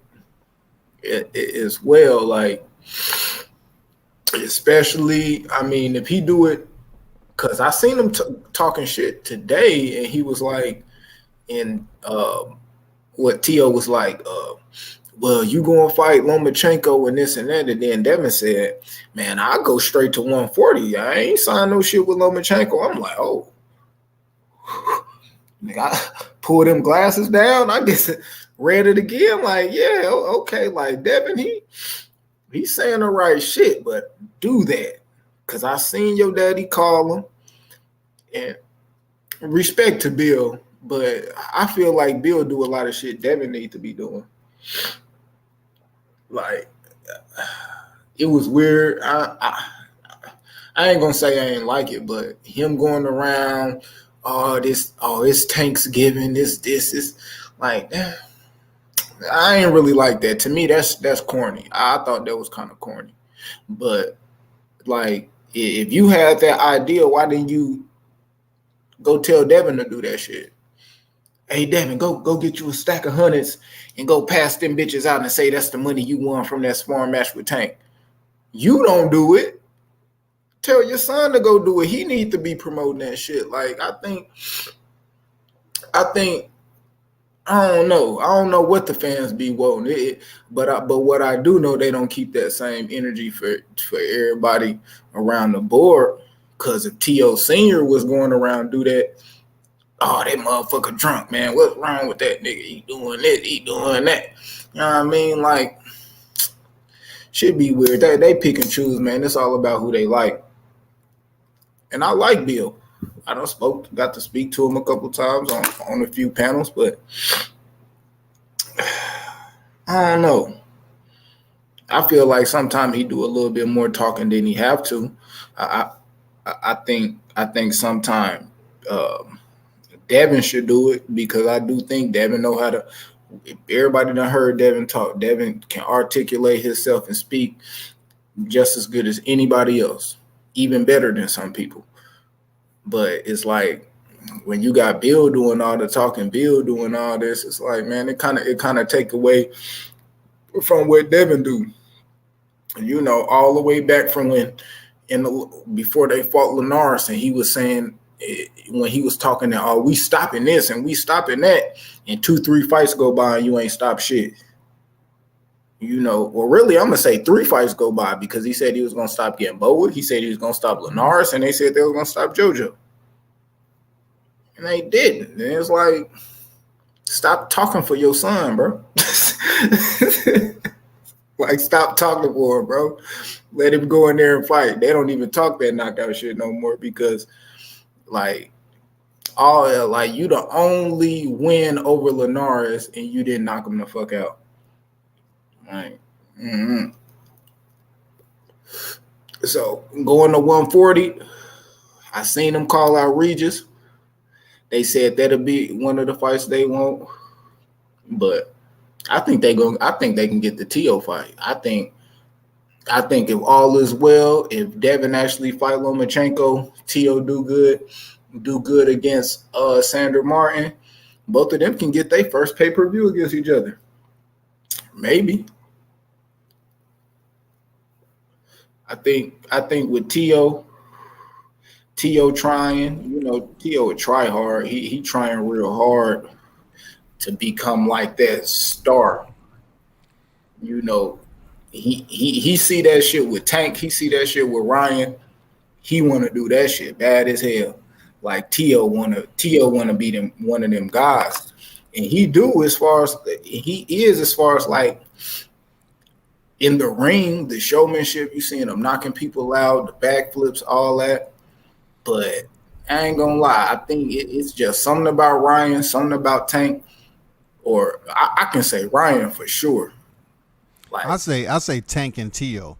Like Gervonta, his electricity is on a whole nother level than T.O. Really, I'm just saying, like, I look at both of them as having that moment where they can turn up and get the crowd into it. But I gotta give it more so to Gervonta Davis right now. Yeah, I'm with you on that. I think, like, with Ryan, especially like with T.O. and Ryan, as far as fighting, that electricity, they knock a motherfucker stone cold out on their face. Cold, do the backflip off the ropes, all that. That's them. They do that shit. They love that shit because that's boxing. Like, people gonna like T.O. because what he do in the ring. People like Tank because what he do in the ring. People like Ryan because he just likable. He charismatic, like motherfuckers like him. Like I said, man, he get knocked out by Tank. Motherfuckers gonna love him before he get out the ring. He gonna wake up, say some good shit on the mic, tell Tank, come over here. Jaw still hurt, nigga. Come over here, hug him and all that shit, man. I love that shit. I love you, man. I appreciate all the learning experience. They gonna love Ryan before we step out the ring. again, and he just got knocked out. I don't know, he just got that shit. People just like dude, but everybody else, they don't.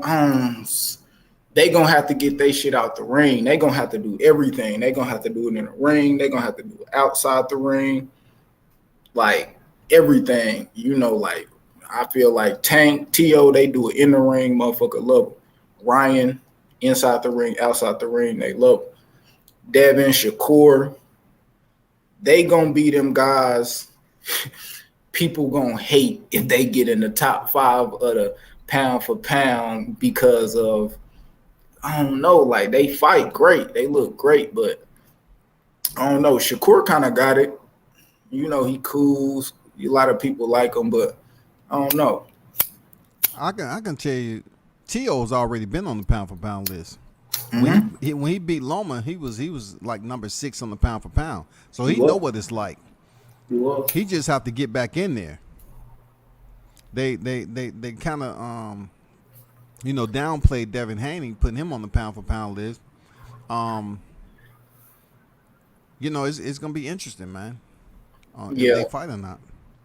Yeah, because Kambosos didn't get on that pound for pound list. Hell no, he shouldn't. Exactly, and it's like Devin beat T.O. I mean, Devin beat Kambosos, but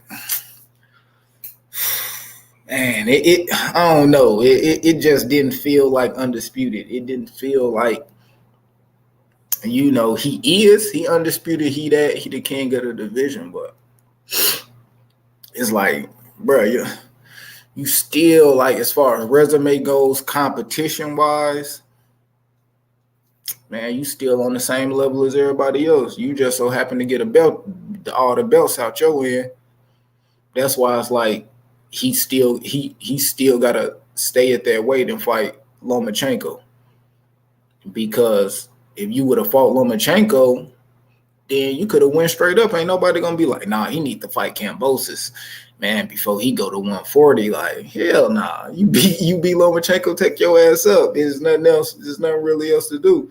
But you beat Kambosos, man, that ain't enough. Respectfully, like 2 times is cool, like, but man,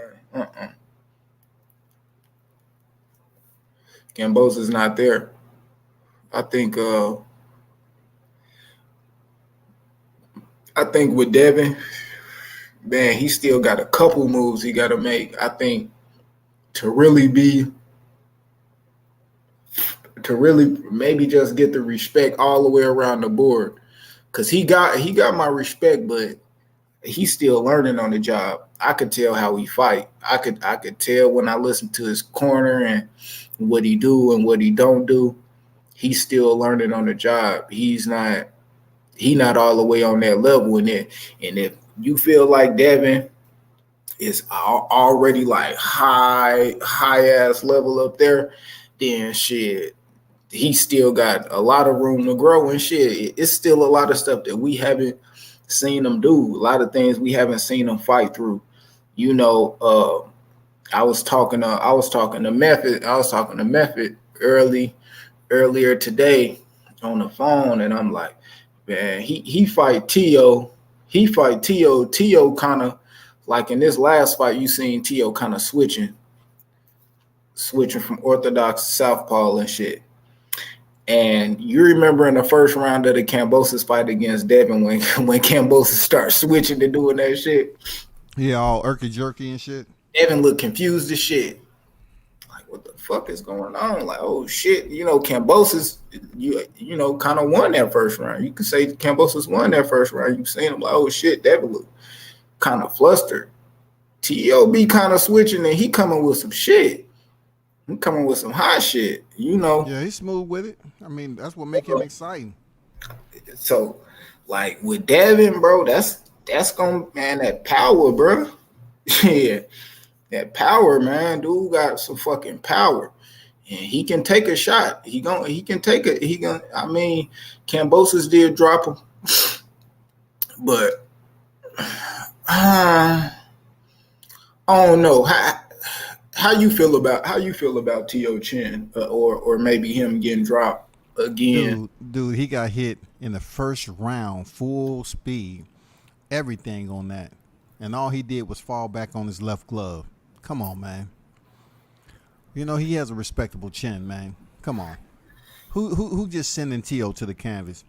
The dude came in here with reckless abandonment and got caught, and he didn't even fall down. Ryan Garcia's been knocked down worse than T.O.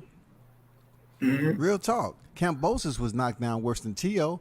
Later on in the fight. He was on all fours. Man, look crazy. Look, man, that nigga looking like Bambi when he got up. Fucking like, yeah, running around that bitch. I was like, oh, shit. I was like, oh, shit, T.O. back on his ass. Hey, Kambosos had some fight in him. Kambosos, he excuse me, he came for that fight. I ain't gonna lie, that he came. Kambosos know they would have moved him to out there with the kangaroos in the outback. Fucked around, shit. Man, they said you embarrassing us out here, bro. What's wrong with you? Hey, fucking around, man. That shit right there. But yeah, him and Devin gonna be a hell of a fight, man. You know, yeah, I want that fight. That's the fight I said I wanted. You know, out of all of them, that was the fight that looked more realistic to me. You know, they already got that bad blood, and it's like we looking at Devin and him going up, and that's I really don't even want to go nowhere until I fight this dude T.O. Like what? Like what? This nigga talk hella shit. All of this shit is really because of him. I'm fighting Kambosos 2 times because of him. Hell, I was supposed to beat your ass up first. You know, we talk shit. You know, you remember that viral moment. Oh, what about the meeting with Bob and all that shit? Like, bruh, run that shit back. I want to see that. And then Tia never gave a fuck about Devin fighting Kambosos. Oh man, he always downplayed that shit. I don't care about that shit. I don't respect him. Oh, yeah, man. Mm-hmm. Run that shit. Yeah, yo have been talking for a long time, T.O. Like, I want to see that shit. I always like T.O. You know, T.O. one of them guys. I put it like this: when he had the belts, it was hard to like him because of how he moved. I really didn't like how he moved. He did seem hella arrogant, and I always knew like, man, he gonna get beat because he had certain flaws that was like, man, somebody gonna step to you. That footwork looked crazy. You really don't know what to do when you're getting hit, and you're going to get somebody in there that's going to bring it to you, and you're not going to look like that. And Kambosos did it for, you know, I was like, damn. So when I seen him lose, I was like, it's that I told you so shit. But when I didn't know motherfuckers was going to turn on him like that. Like, all them people that was loving T.O., all that, man, less than 24 hours, it was like he ain't even matter no more. He a fucking bum, whatever. They on the Devin Haney train, all that shit, back on that shit. And I'm like, man, that dude right there that just lost, he coming back with a chip on his shoulder. I like the power. He's strong as shit. Man, I like seeing their workout videos, man. That nigga T.O., he a monster in that gym. Yeah, he a monster in the gym, bro. Crazy. T.O. got some of the craziest core workouts I done seen. He crazy with that core. If you stop him, it ain't gonna be to the body. I know that for damn sure. That motherfucker got a mean ass core. That power. I know where that power coming from. That catching. He got the best catch and shoot around that division, 135, 140. He's so cold with that. He slipped, send that motherfucker straight back down the middle. Yeah, I love that about T.O. He nice. I want to see that Devin fight. Yeah, man, I hope. I just see it so far up the road, man. I don't even see it in 23 unless Haney them just shock us and say, Yeah, we're gonna move on up. It's getting a little bit too tough. We don't want Devin to face a real dramatic loss because of the weight issues or to drop his belts on the scales. You know what I'm saying? If another brother come up here and drop his belts on the scales, and the boxing world is gonna be protesting this shit with damn they mobile phone lights on and shit, candles burning and shit. Talking about what's going on with the unprofessionalism. What is this, man? Shakur Stevenson just did it. Now Devin, you know what I'm saying? They're gonna have a crazy field day with it, man. I see it. I see that fight in 2023. Because I see it. I see Devin and Tio. I see Devin and Tio fighting for Josh Taylor's vacant title. I don't think Josh Taylor. I think after Josh Taylor fight Catterall, he's gonna move up, vacate that belt, and I think Tio and Devin gonna fight for that belt. I think Devin, he might, that super status or whatever. If he can't fight straight for the title, Josh Taylor for the title, then Tio, if this fight is a eliminator for the belt or whatever, I think he pretty high in the WBO. He beat Sander Martin. I think maybe they could get a fight for that vacant belt. Or if not, if Devin won a belt, call out Regis. I mean, I think he invite you to 140. You know what I mean? That's a tough fight, and definitely Regis would take that fight. Definitely. I think that's a great fight. The Tio or Regis fight or shit, man. I think Tio and Regis would be a good ass fight. I think stylistically that's a great fight. That's an action packed fight. Tio and Regis. And I mean, but Devin and Regis, I think that's would be a good fight. I heard a few people. Well, I heard somebody say, "Man, Devin don't want that." They said Regis probably would kill that boy in there. I don't know. Regis ain't no joke, man. He not. He ain't no joke. He my favorite at 140. I like him. I like him. Richardson, Hitchens, and Matias. I like those three the best at 140. Right now, Subriel Matias, man, he's a beast that nobody talk about. Like he had that situation happen in the ring, of course, with Maxim Dedashev, but he took that L. Yeah, he took that L after. But yeah, because he has shit on his mind. Mm-hmm. But dude, work rate, god damn, he just knocked that same dude out in rematch. Mm-hmm. Oh my god, that left hook he hit him with. Mm-hmm. Bro, if you ain't seen that fight, bro, if you haven't seen the ending to that motherfucking fight, bro, Matias is a fucking problem. And the scariest thing about that fight, World Combat, is when they was interviewing him after, he was like, bro, I don't have power. I don't see myself as having this amazing power. I don't even, if it be throwing like that, I'll be like, what the fuck? I'm like, man, you not really trying to bring that power out and you just hit dude like that, man, I see why you killed that dude. I mean, timing beats power. You know what I'm saying? Hey. Man, the timing on that bit, because when he hit him, old boy was swinging too, and it was like, the ref just caught him like, man, that shit over with. Like, yeah, man, Subriel Matias, man, him, Richardson, Hitchens, and Regis. Like, Josh Taylor good, but I really want to see him and Josh Taylor maybe rematching. I always thought Regis would beat him in a rematch, but if they don't, man, I got them three right there. I think those three guys is one of the best at the division. Richardson Hitchens just got to put in a lot of work to catch up because he just a couple years behind in this shit because he was just been sitting on the shelf so much at TMT. It's like now he over here at the zone. I think he need to stay as active as possible. Montana Love just lost. I think that's a good one. They could possibly make. Uh, who else they got over there?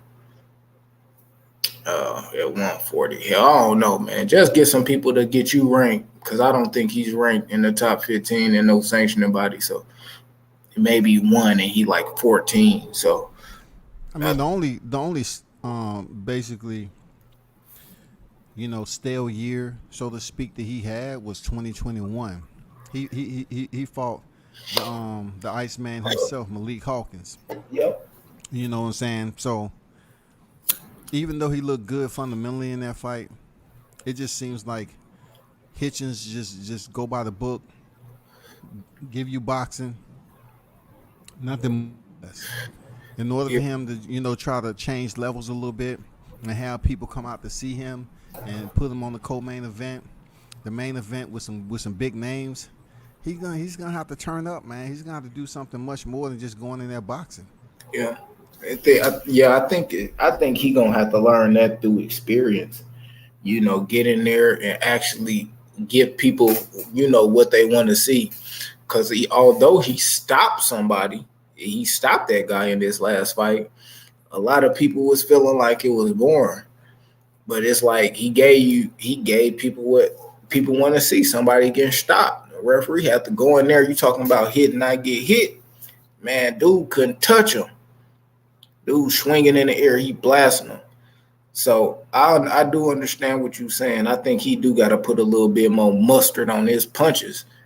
He got to get in there and shit, get dirty. He big. I feel like he could kind of bully a few people around in there too. So, yeah, I do think, kind of, especially right now with the level of competition that he's facing, I think he should be in there, and that's what he should be trying to do. Try to gain that type of experience, add them ruffles, add them wrinkles, to his game, for that higher level. Because, I do want to see more pressure. I do want to see more blood, more heads flying back on them punches, and not so much of that. He got good defense. Just, be responsible, and you can sit right there in front of him. You don't got to do all that moving and resetting your feet and all that, man. Get to it, bro. Thanks. So that's pretty much what we see from Shakur Stevenson. He's mastering that standing in front. It's all about game of inches, man, with him. Shakur Stevenson can avoid a punch just mere inches and then be able to return that counter. Right there. You know what I'm saying? Right there on you, Same shit Crawford be doing. Yeah. So it's gonna be interesting for sure. Yeah, and I like how Pretty Boy Fulton do that shit too. When you make your man miss, he gonna be right there on you. He like to fight. He can box too. Not at that level like Shakur and Bud, but he do a pretty good job. He ain't got that power like that though either. But I think that boxing ability, I like how Shushu get down in there too.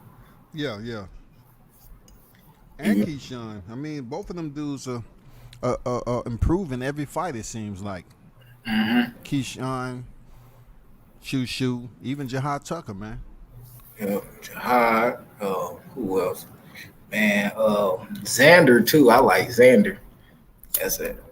Man, Xander, that guy, he got a chin. That boy got a chin on him too. God damn. He get punched in the face. He don't even react. He like on some fucking, man, like Munguia. Like, man, I don't know. Them guys will take a shot and don't even react. They get hit. Good poker face, dog. Man, I be like, other guys get hit. You see change and they moving. They doing all that. Like, they don't do They ain't with none of that. They just, stay defensively responsible. That's what they teach you, man. If you in there, you fighting on the inside. You don't quit acting all scared and flinching, man. You defensive responsible. You keep your fucking hands up where they supposed to be. You know what I mean? And all that. You gonna be all right, unless you ain't got no goddamn chin, then that's that's another story. But you gotta have certain skills in there when you're doing that, because at the end of the day, everybody ain't got the best feet, and a lot of people ain't got a gas tank to move like that. A lot of people they don't even like try to learn footwork and moving around there and banging off your jab on the back foot because they get tired, and they like, fuck, I just stand right here, keep my hands up, though, pushing you back and all that. And that's just how they want to fight, Yeah. Kind of like Earl. I'm like, fuck, man, I can box, but fuck, man, shit tiresome. I'm trying to stand there and bang with your ass. See if you can take this. See if you can take this shit. And most people can't, to be honest. I think it's a equal amount of. And shout out to Sean News and Sauce Experience, aka Showtime Sean. He said Regis might stop Devin. That's the real grown man at 140. Regis is a strong fighter, man. He don't say a lot, but anybody who's sleeping on him up there, you're gonna find out the hard way. Just like, Jose Cepeda came in there, found out Regis is not nobody's meal at all. You know what I'm saying? I mean, that's just the way it is. But I look at the aggression. It can be tiresome too, because you have to look at it. You're at close quarters and you're more susceptible to receiving a punch. You know what I'm saying? Your defense have to be James Toney-esque to avoid punishment on the inside like that. You got to really know how your opponent's moving just off feeling alone. You know what I'm saying? I look at James Toney fighting Iran Barkley, and I'm saying, damn, man, some of these defensive slips that he's using, he's not even looking at Barkley. He's just going off straight up feeling, man, cerebral on the punch that Barkley's about to throw. So. Yeah. You definitely you're right. You got to have the cardio to box, but also you got to have the durability to fight on the inside, man, because you're going to get touched. Mm-hmm. Going to get touched. That's if your opponent know how to box on the inside. Mm-hmm. See, not everybody can box on the inside. Like Ryan Garcia, that's why I feel that he's going to get smashed against Gervonta, because he hasn't proven to me he can box on the inside, dog. Mm-hmm. Yeah, sit there, exchange a little bit, use some head movement, that upper body movement. Yeah, I haven't seen Ryan do that either. And I ain't really ever even, I really haven't thought about it until you just said that. And I'm like, yeah, I haven't seen his ass do that. He never been in there with an opponent that made him do it. Correct. And Tank is going to make him. He's going to make him switch up. He ain't going to be coming there thinking you're just going to stand on the outside and land that left hook to the body and wait for a reaction. Man, who done stop Tank to the body? Nobody. Period. You know what I'm saying? Who done sent him to the canvas? Nobody. Yeah, he gonna have to come. He gonna have to come with something. Ryan do got certain abilities. So I don't know. And that's the thing. Like Tank fighting Ryan, that's like I don't think he ready.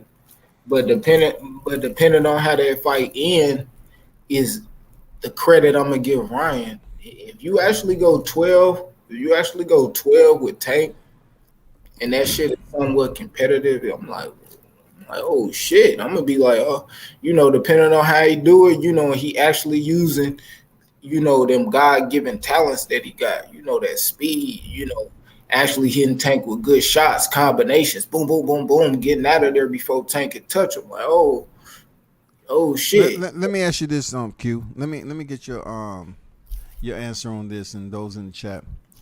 Who has a better chin, Ryan Garcia or Devin Haney? Shit.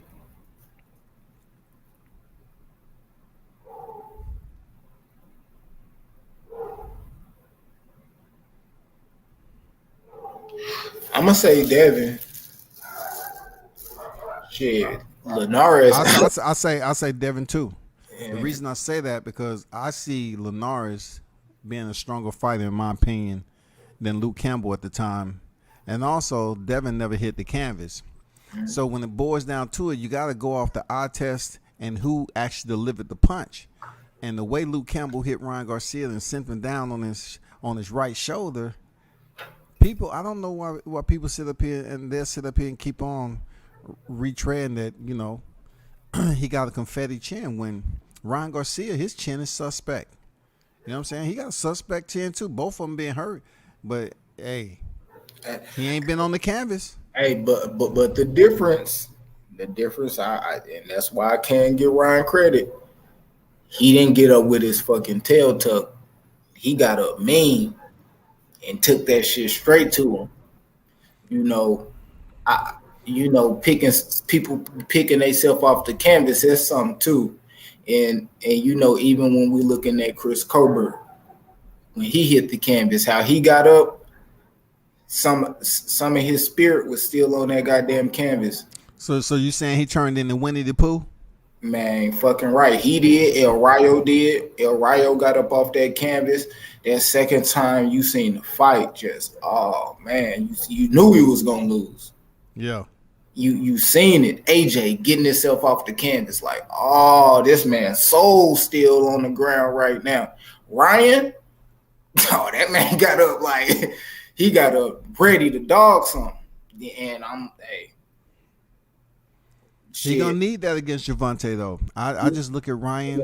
Devin got hit, and hey, he lucky he got hit at the bell. When Devin got hit, that bell literally ding. Yeah. And that man got back and damn near hugged and moved around for 2 rounds. Yeah, that's true. That's true. I mean, but he still didn't hit the canvas though. No. Canvas is the canvas, man. Both of them was hit, and Ryan went straight to the motherfucking floor. Hey, but if it was a minute and a half left in that round, Devin got hit. He hit the canvas too. It's possible, you can prognosticate it. And in hindsight, I mean, it's 20, 20, 30, 40. You know what I'm saying? Yeah. I mean, hey, you got 25. Look, he might have held on for the rest of the round and made it up out that motherfucker. You never know. I mean, could you really? You seen him take the first couple of steps, like, oh shit. Yeah. You're right. Yeah, but I'm just saying. I mean, he would have had to hold on for dear life because he was hurt pretty bad.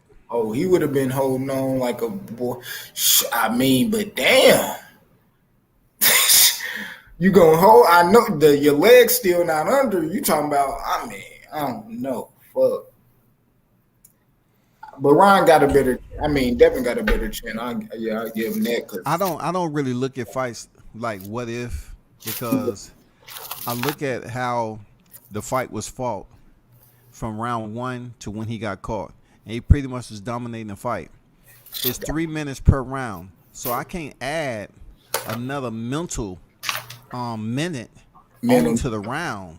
I can't do it because it's 3 minutes per round. So that's what it is. It's supposed to happen the way it's supposed to happen. I can't add no more to it just because I'm talking about it. In hindsight, I just have to look at it. Okay, he was dominate. Boom, he got caught. Boom, the bell rung. It was supposed to go down like that. And that was my favorite fight from Devin up until this last Kambosos fight. Like how Devin fought in that Linares fight. That's how I want to see him fight. Yeah, it was much more entertaining than the first Kambosos fight. The first Kambosos fight was so easy. You're talking about applying his boxing skill set. I'm talking about the fundamentals on full display. Jab. I think it was a death by 500 jabs, right? In that first fight that he had with Kambosos, it was. I counted over 100 easy. So hit him with a lot of jabs. I ain't gonna lie, bro. I always keep it a beam, bro. That's cool fight, bro. I wasn't impressed. I wasn't impressed with that fight. I wasn't impressed with the JoJo fight neither. Uh, Good fights. He went in there and got the job done. But when how I look at fighters, it's always I kind of look at your last fight and why you pick this next fight. What are you looking to display? You can kind of how people pick their fights, especially if it ain't just you fighting, you unifying, you fighting this champion. Then you working on some part of your game. That's why you picked them. You know what I mean? So it's like, okay, you fighting JoJo, you want the southpaw, you know, and shit. He didn't really show me nothing that I ain't already seen. I want you to display, you know, something that I haven't seen you do yet. And, you know, I just really wasn't impressed with that. I was like, whatever. And then the Cambosis, I really wasn't, because it's like okay, you landed your jab. If you can land a jab, you can land anything else. You know, and it's like, what else? Well, what else you gonna give me? Oh, it's a beautiful boxing display. That was a great boxing display, bro. I done seen plenty great boxing displays, my guy. And it's always more than a jab. I seen Sweet Pea, plenty boxing displays. Always gave you more than that. Floyd, plenty boxing. He done gave you way more than that, bro. Like, so, you know, I like Devin, but when I look at Devin, I look at how Devin fight. He don't care about the fans. Devin don't care about the fans when he fight. It's whatever. He going in there to win. Bud, Tank, Canelo, certain fighters, they want to win, but they want to put on the show for the people. All these people bought this shit for a reason. And that's what I do. Yeah, they want to see me win, but they want to see me win how I win. Like knocking a motherfucker out, like getting down like that. Like Devin, he don't give a fuck. If he go in there and the only thing he do is a jab, he gonna jab you. Jab, jab, jab, jab. He don't care. You don't like it. Woo. You boo, whatever. At the end of the day, hey, I won. Woo. Man, but Tank, oh man, I'm trying to knock this nigga the fuck out. I'm trying to, hey, everybody here that came to see me, nigga, they paid good bucks. Side shows, they trying to get some sweat on their motherfucking face. Trying to punch this nigga and Vaseline get on his pants, nigga. That's how they coming. You know, they care about the fans. They care about the fans. Devin, he don't too much care. He don't care about what the fuck I think when he in there. He just care that he won. I say all that shit, Devin be like, hell, I won. Jabbed his ass. He ain't touched me. Woo, woo. Yeah. Hell yeah. But let me get to some of these comments right quick. Andrew said, does Ryan even spar? That's a good question, man. You know, because his sparring, you never really see it leaked. I know he got sparring previously, but I'm pretty sure he spars, man. Showtime said Devin took a real shot before. He did. No doubt. He did take a real shot. Chris got broken and started running. Yeah, Chris, you know, I think his jaw was broken because he used his jaw a lot doing the press conference. So he got his jaw broken in there, and he didn't know what to do. He couldn't talk too much anymore. You know, looking like Mr. Tetris himself. Right. On deck, what's good? Go ahead, Q. I was gonna say what you say on that other live. You was talking. Who you was talking about? You was like, man. He said his fist kept massaging that nigga jawbone. Who was you talking about?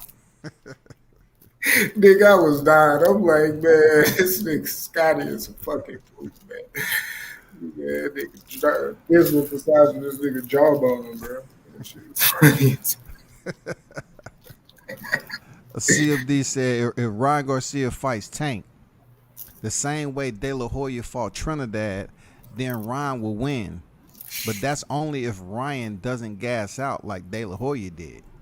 And we come over here with goddamn twists and turns and scenario boxing talk. I like it, man. Bringing up the old school comparison to the new school before they even step in the ring. I like that. I like that. But I don't think nobody compares Ryan Garcia.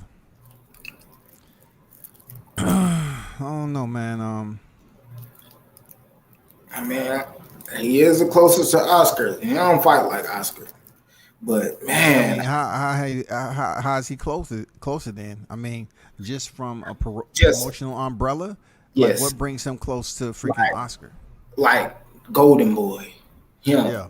Only thing, you ain't did shit. You ain't win no gold medal. You know what I mean? You ain't do all that. But y'all both from Cali. Y'all both, pretty boys, and the girls like you, and you got that power and shit.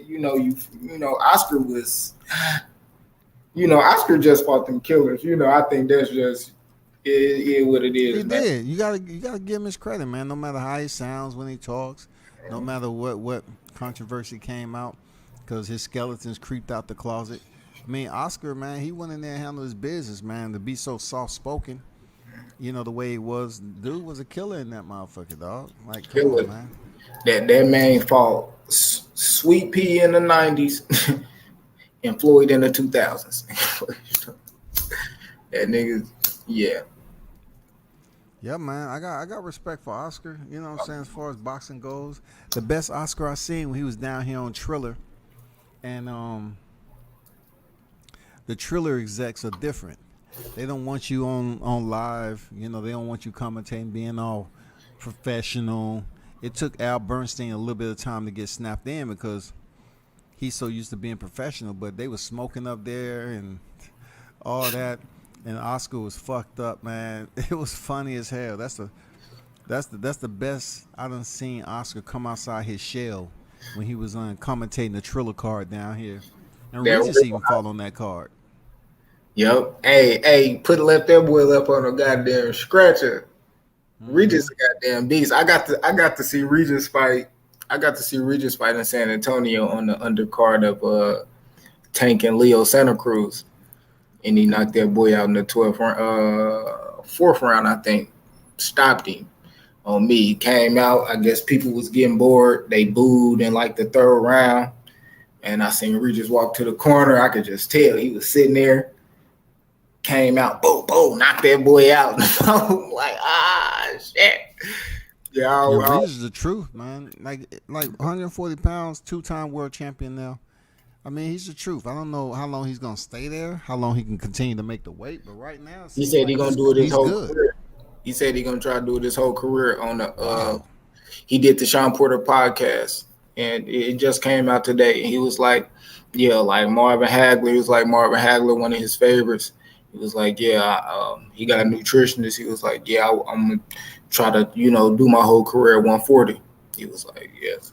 Cool. I don't think he have 100% confidence to move up to 147 with his size and height and all that. That'll be kind of difficult, and his arm length. Man, that competition's stiff. It is, and you got some tall, rangy fighters up there at 147. Not to mention, you have a tough new set of lines that's waiting to get their shot up there, and then some of the old lines. We don't know when they're going to leave in the next couple of years. Yeah, so you're going to have to fight them young lions. That with me, they the top contenders. You want a shot at the belt. You know what I mean? Josh Taylor thought twice about it. He said he was going to go up. This is his second time. He said he was going to go up. He's about to fight his second fight at 140 since he said that. Yeah, like, bro, that, man, I always say this. Danny Garcia, Bud Crawford, those are the only 2 people. I mean, Ugas did too. Ugas started at 140. But it's not too many people, bro, that went from 140 to 147 and actually been successful.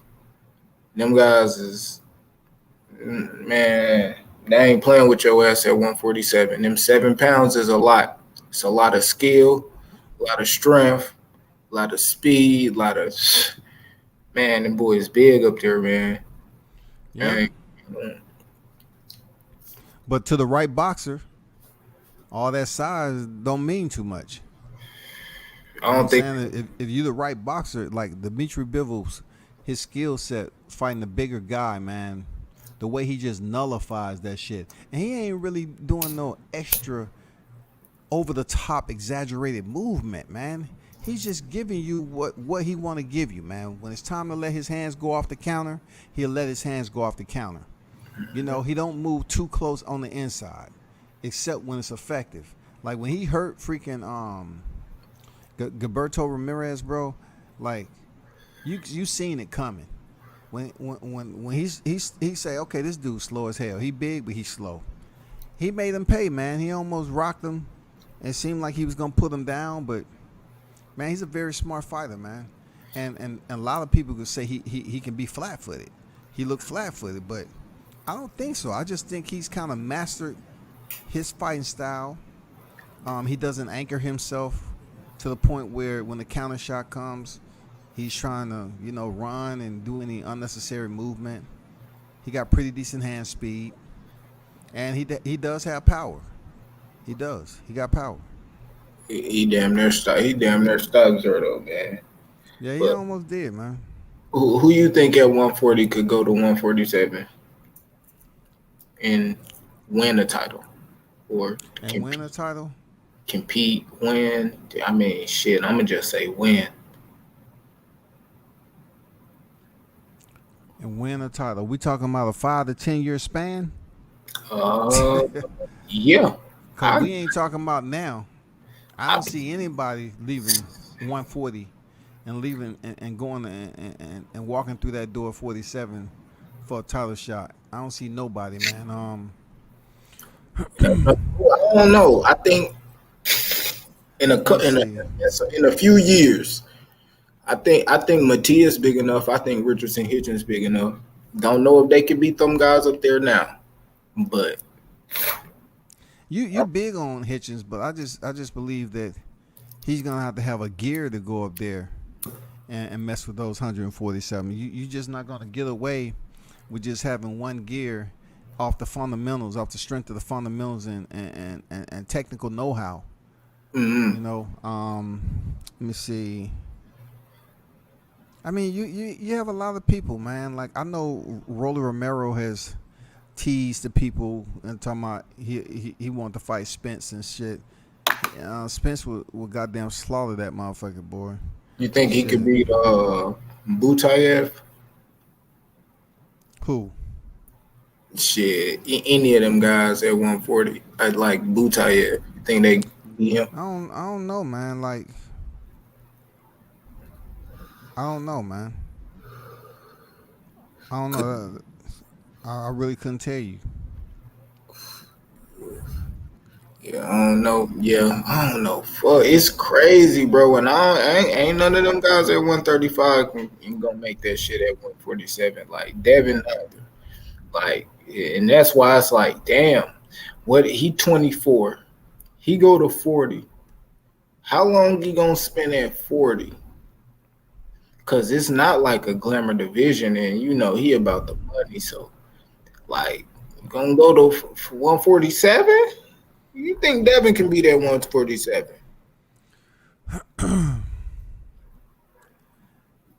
I'm just thinking about your question. Him like who can years. He 24, 25 now. So like 29, 28, 30. Who? Devin. Oh. 4 or 5 years. I definitely can't see him stand at the lightweight division another 2 years. I don't know. If they feel that they have a nutritionist, they can get his body dialed in, cool. But as far as, somebody moving up to face Tayev, like you asked me earlier, I don't see it, man. I just don't see anyone's. I don't see it, man. He's not a bum. You know what I'm saying? He went the distance with Stanthionis, of course, but Yeah, he had the regular title. Oh, man. I don't think I see any of So, them 140-pound guys, messing with him like that. so you can only see Devin at two weight classes his whole career. No, I see him moving up to 47 though. I see him moving up to 47 like 5, 6 years, 7 years. That's at 140 for a long ass time though. But You can look, it go depends on under. it depends on what happens in his career at that point in time, because he's going to be in look, the changeover is going to be wicked. Just think about this, Q. The changeover from 140 to 47 is going to be wicked. Look at all those names that you're talking about at 140, and just think about the average age, and when they're going to be changing over to 47 and how long they're going to be there. They're going to be over there for quite some time, man. It's 7 pounds. 40 to 47, that's 7 pounds. Mhm. You think when they start struggling at 140, they ain't going to sit at 47 for a while? Yeah, they are. That's 7 pounds they going up, man. Yeah, they're going to be sitting there for a minute, man. Shit, man. I look at it like, bro, man, it's not the most glamorous division. I It ain't. get, and man, that competition, man, it's I know tough. T.O. I'm going to move up there sooner or later. To Um, I think Tank really gonna parlay at 135 for a minute. Um, I think he's going to switch up, and I think Javante at the right time is going to switch up, just like nobody knew he was going up there to fight Mario Barrios. You know what I'm saying? Like, he did that. But him moving up to 147 anytime soon, I don't see it. I don't think he moving to 40. I don't think he'll go up there. I think 140 the highest he'll go. I mean, Uh, his coach said they got their eyes. They looking at somebody up there at 47, who Keith and he Thurman? trying. No, they said on the podcast. His coach said, "Oh yeah, we're looking at somebody at 47." And then when he was reading the super chat, you know, Javante said it might be Terrence Crawford. Everybody's like, ooh.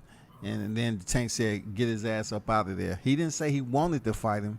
He just said it might be Terrence Crawford. I mean, that can be anything. That can mean anything. Man, Terrence Crawford would beat the sleeves off that boy. He gonna walk up out that bitch, ain't gonna have no tattoos on his arms. Nigga. He gonna beat the sleeves off that nigga. It's just all talk because see Crawford's a physically strong specimen, and plus he's freaking he dives in other sports. You know what I'm saying? His wrestling and his footwork and using somebody's body to manipulate their movement. I mean, that plays a huge role in boxing, especially in the clinch. And Tank would never get in. Crawford back would never touch the ropes. He would literally box his head out and knock him out. Like that Gamboa shit, but him never getting touched. I'm talking a clean ass whooping. Tank, nah, ain't no, and that's the difference. We seen Crawford go from 135 to 47, knocking shit out. They not gonna do that, bro. They scared of 47. I'm gonna be honest. Crawford was never scared of 47. He always knew he would be up there, bro. Them niggas not, man, they not thinking about no 47, man. They don't even talk about that shit because Boots up there. Nigga be like, what? Man, Virgil will smoke them boys. Like, quit playing, man. Nah. Let alone Crawford.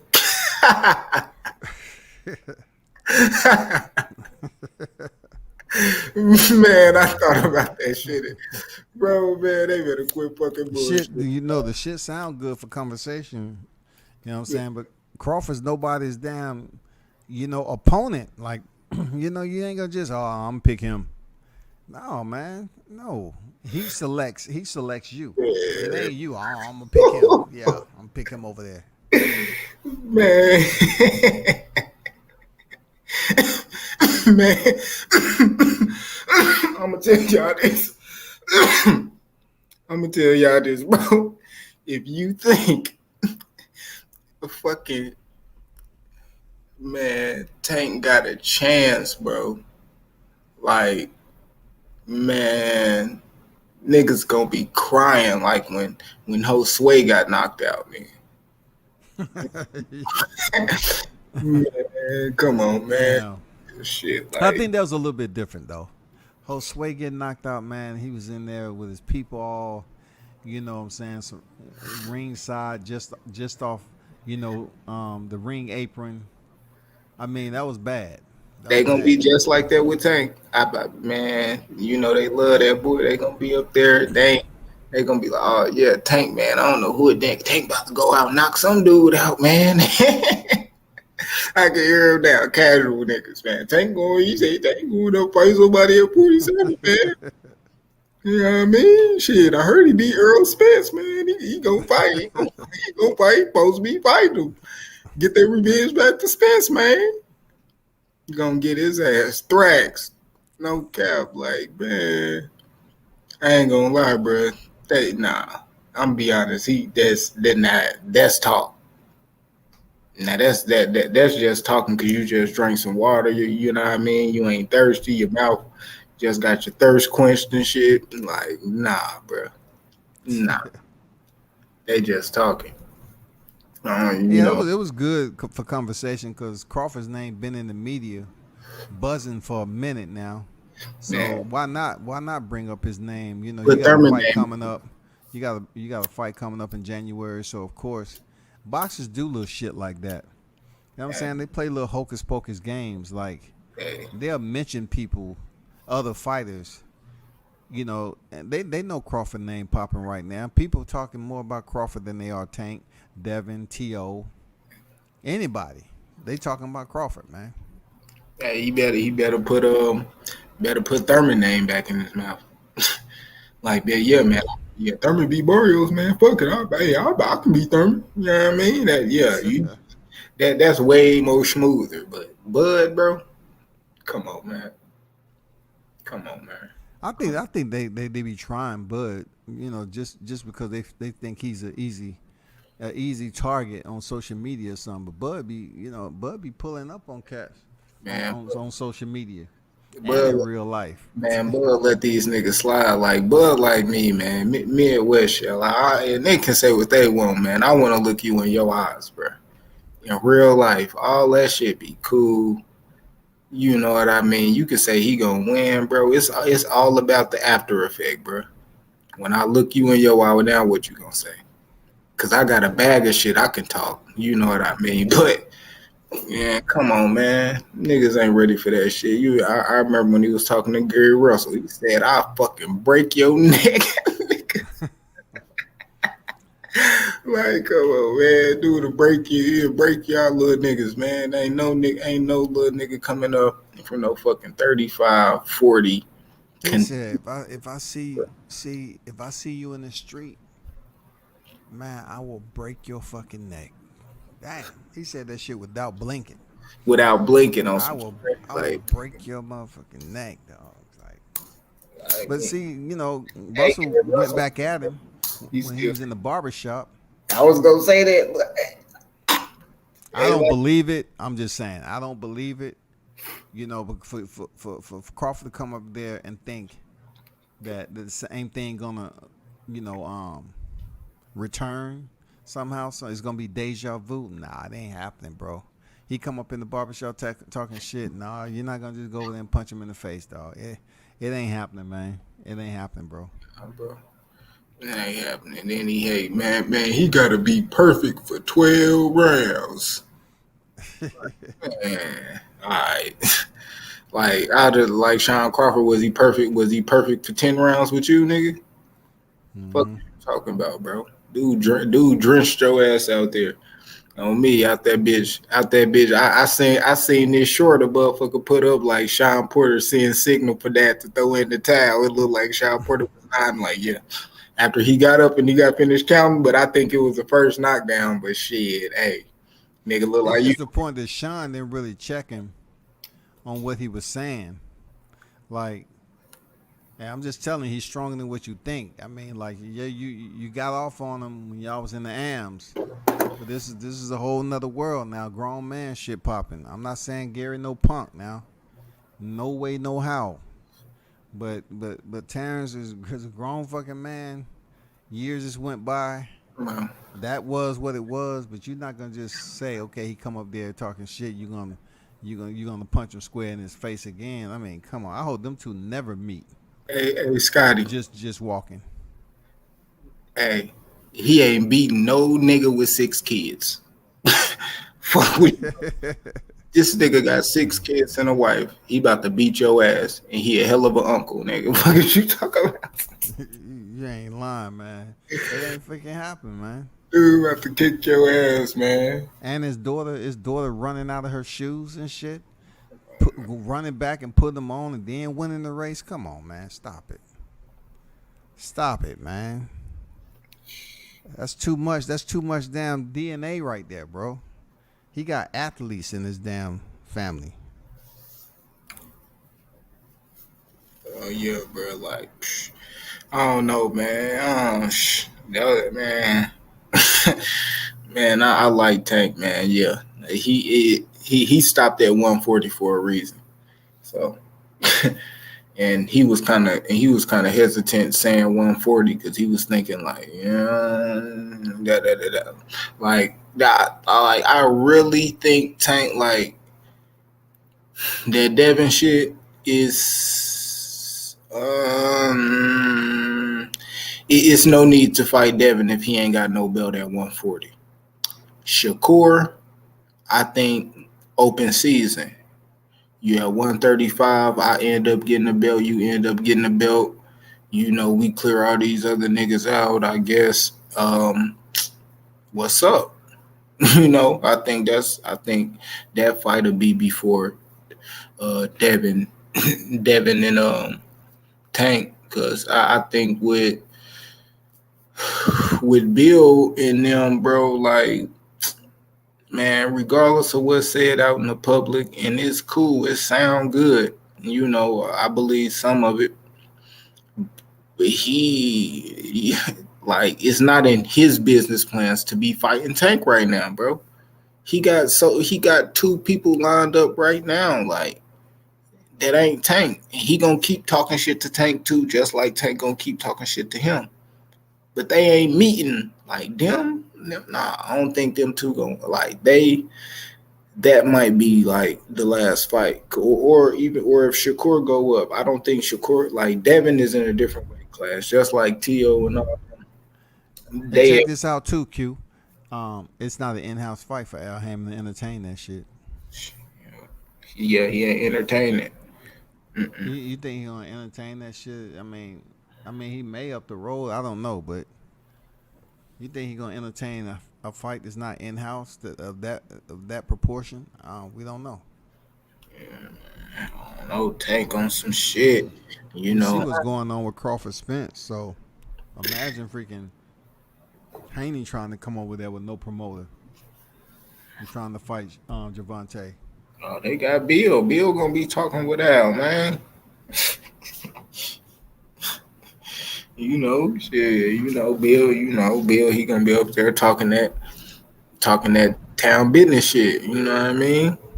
Mm-hmm. Gonna be on there talking to Al Heyman like he a motherfucking pip trying to get a bitch off the blade. You know what I mean? Gonna be talking on him, so shit. I don't know, man. I think that's gonna be cool to see too, man. See what Bill can go out here and get. You know, if he can get him that Lomachenko fight, you know, he can get him that T.O. fight, man. Devin, and if Devin win, Devin is on a great trajectory.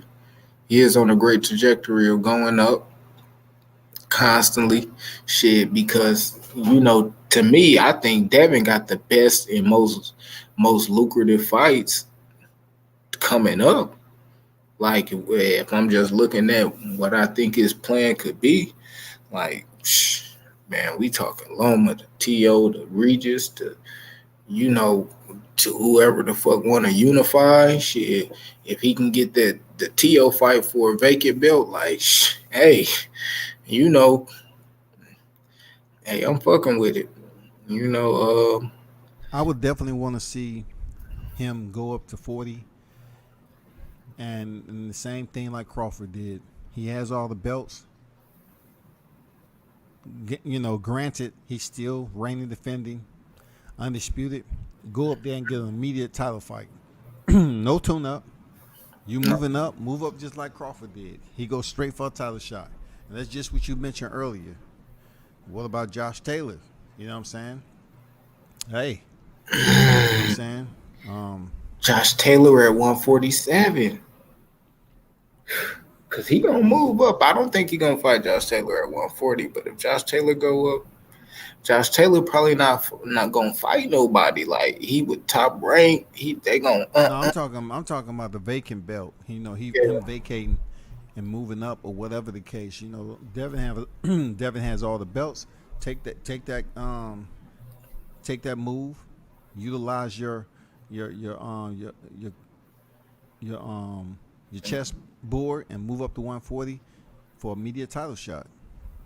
Yeah, guaranteed. Ain't no. That's how I see it. What do you? I wanted to ask you this too. It was put out there. Blue put this shit out here talking about PBC up here talking about, you know, Errol could beat Spence and offer him a Jermell Charlo and Garcia fight, right? So pretty much on Brian Custer's podcast, he pretty much put it out there that was there any merit to them offering him a fight where they was going to give him Jermell Charlo and Danny Garcia, and he said none of it. It wasn't even true. But yet this comes out. You know, it might just be the, you know, close down the year with fake news. I don't know, because I know I was listening to Brian Custer pretty clearly when he said he asked Crawford that, and Crawford said, no, they didn't ask me that. They didn't offer me that. It was only a one fight deal. I didn't even want a rematch clause. I wanted to get in there, get out. That's it. Yeah. So I don't Showtime know. said Terrence and Gary got real beef. It's not boxing with them. Yeah, man, they got real beef for real. Real beef. Yeah, man. You know that shit real. Gary just mad though, man. Gary mad at a few people. He mad at boxing. Boxing ain't treat him right, man. Al ain't doing right. And shit. Hey, don't know, man. But blessings to Gary though, man. But he disgruntled. He mad. Yeah. But putting that out there, that you'll punch the man in his mouth if he came here talking shit like that, I don't know about that, buddy. I just don't know about that. I don't see that going down. You know, even if you was in the proximity, everybody will give you fair warning and y'all will be separated immediately. It ain't gonna be no let them fight in the middle. No, it ain't gonna be that shit, bro. That shit'll go bad real fast, man. Yeah, Scotty. I'm about to go and get up off here though, man. Appreciate you for letting me slide through here. You know, No doubt, man. Appreciate you pulling up. You know, it's always a dang, you know, hallmark for you when you want to pull up to the panel, bro. Appreciate you. Salute. Y'all be sure to check out the Lost Art of Boxing, man. LAB.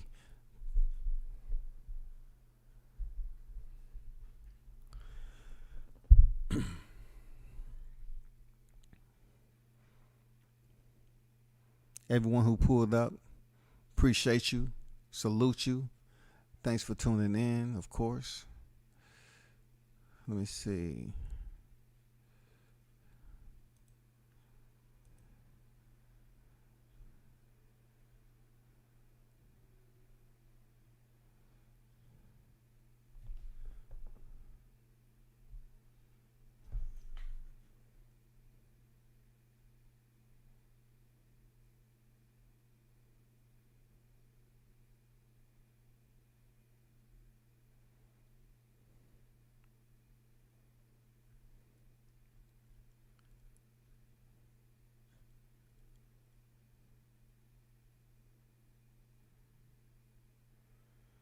Dang.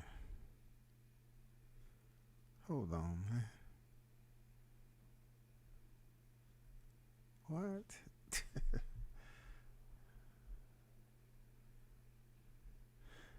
I'm still here. Hold on for a second. I'm just trying to look up something right quick.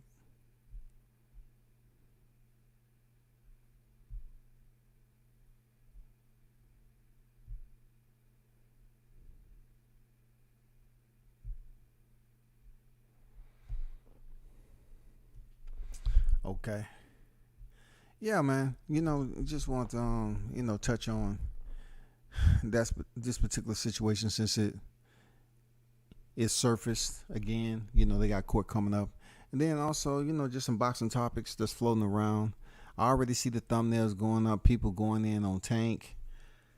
Oh man, same shit that was going on with Bud.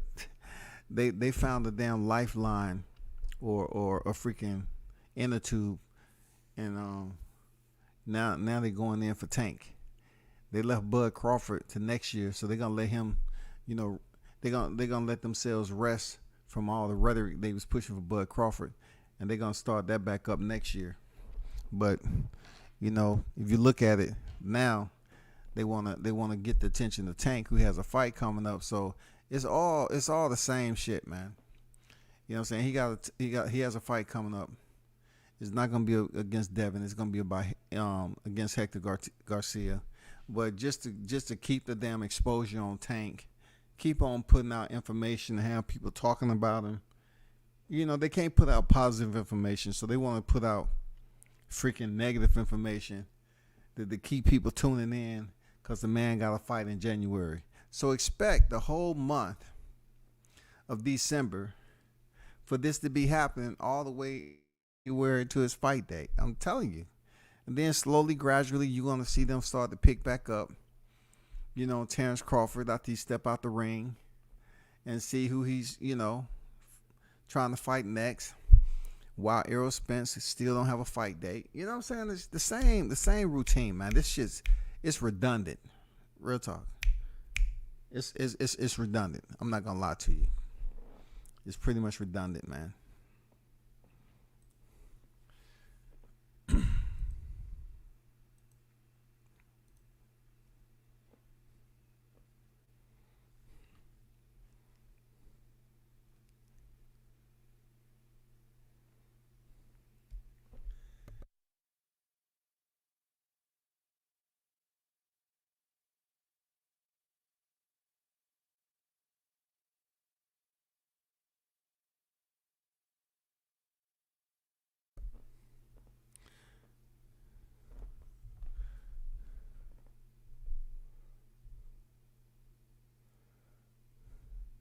I don't know if y'all knew this, but on December 3rd, man,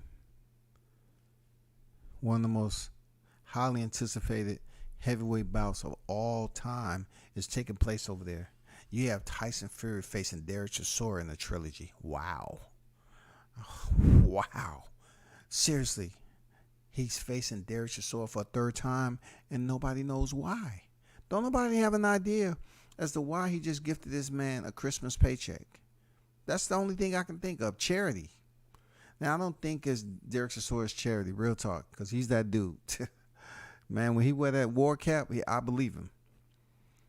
But I just don't see how, people don't understand how important it was to have a Deontay Wilder Tyson Fury trilogy to the state of emergency that the heavyweight division is in right now. Alexander Usyk has the belts, and nobody knows why he ain't coming over here to fight Fury. Fury is freaking getting his pick of the litter. Knocked out Dillian White. Now he's about to face, and select Derek Chisora. It's almost like he's giving them a token, fight to get a check. No real merit. I mean, like, what are we talking about, bro? But in case you want to know, man, it's going down December 3rd. Across the pond. And I'm moving on to the next topic. My last topic today is going to be about Jermell Charlo, of course. The fact that he has these people out here writing articles Talking about he's warning Terrence Crawford, don't call my name unless you're ready to fight. I think he's been more than ready for, when he called your name the first time. He pretty much put it out there, Jermell Charlo, that he has no doubt within himself to take a risk. He's been doing that his whole career. So he has no hesitation, man. No matter what you say, there's no hesitation. For you to say, don't call my name unless you're ready to fight, are you going to make the fight? Because every time we turn around, we hear you, oh, no, he need to fight Spence. He need to do this. He need to do that. The light boys want to fight. This, that, and the other. You don't seem like your response that you really want to fight yourself. We don't see you, go in there in the rematches and get that shit done. But why so much resistance when it comes to Terrence Crawford though? Like, is he a plague over there in Texas for people to fight? Like, what's going on over there, man? Is there something going on with the border? What's going on with y'all cats? Like, y'all can't make him. Yeah, look, y'all can't turn Crawford into the candy, man. You know what I'm saying? Y'all act like y'all scared to say his name so much, man. Like, he calling you out. He want to fight at 154, and you sitting up here saying, don't call my name unless you're ready to fight. I think if he call your name enough, you know he's serious about getting a fight, man. So let's try to make some things happen. You know what I'm saying? Make some things shake. And stop acting like you don't understand English, man. We already done went several years with the Spence saga. We definitely ain't gonna go that 5 years with you. You know what I'm saying? It's either gonna happen somewhere close up the road. Maybe 2 or 3 exits up the road. You know what I'm saying? We're gonna get off and see this fight or not. It's not gonna be, 100 miles down the motherfucking highway. So if you hear him call your name, just respond to him on Twitter. Get with Al, check in with Al, and try to make this shit happen. You know what I'm saying? Stop acting like we got to go back to square one. Man, I heard you saying my name, but you ain't really trying to call my name for a fight. You just trying to clout chase. Man, I hate when my people say that shit, man. That's the hardest part about really showing compassion and love for these fighters, because blacks have a tendency to always say you're dick riding or you're clout chasing, when actually, you're just out here working. You want to show them respect, but then they act like you trying to tag along and there's some other shit going on. I'm gonna be honest, I don't have time for it. Like, bro, you can't look at somebody and tell that they out here just legitimate working. They ain't trying to ride nothing. So I'm saying, as far as coattails and clouts, and all that shit. But we'll see how this shit play out. He doing a lot of talking, and I hope it's not true. When it comes down to your brother Maul fighting Selecki. But big shout out to everyone who pulled up, man. I'm about to call this one. Continue to support the channel as always. Big salute to the ones who dropped in tonight. We'll do it again. Turn up and tune in to World Combat Sports, man. I'm out.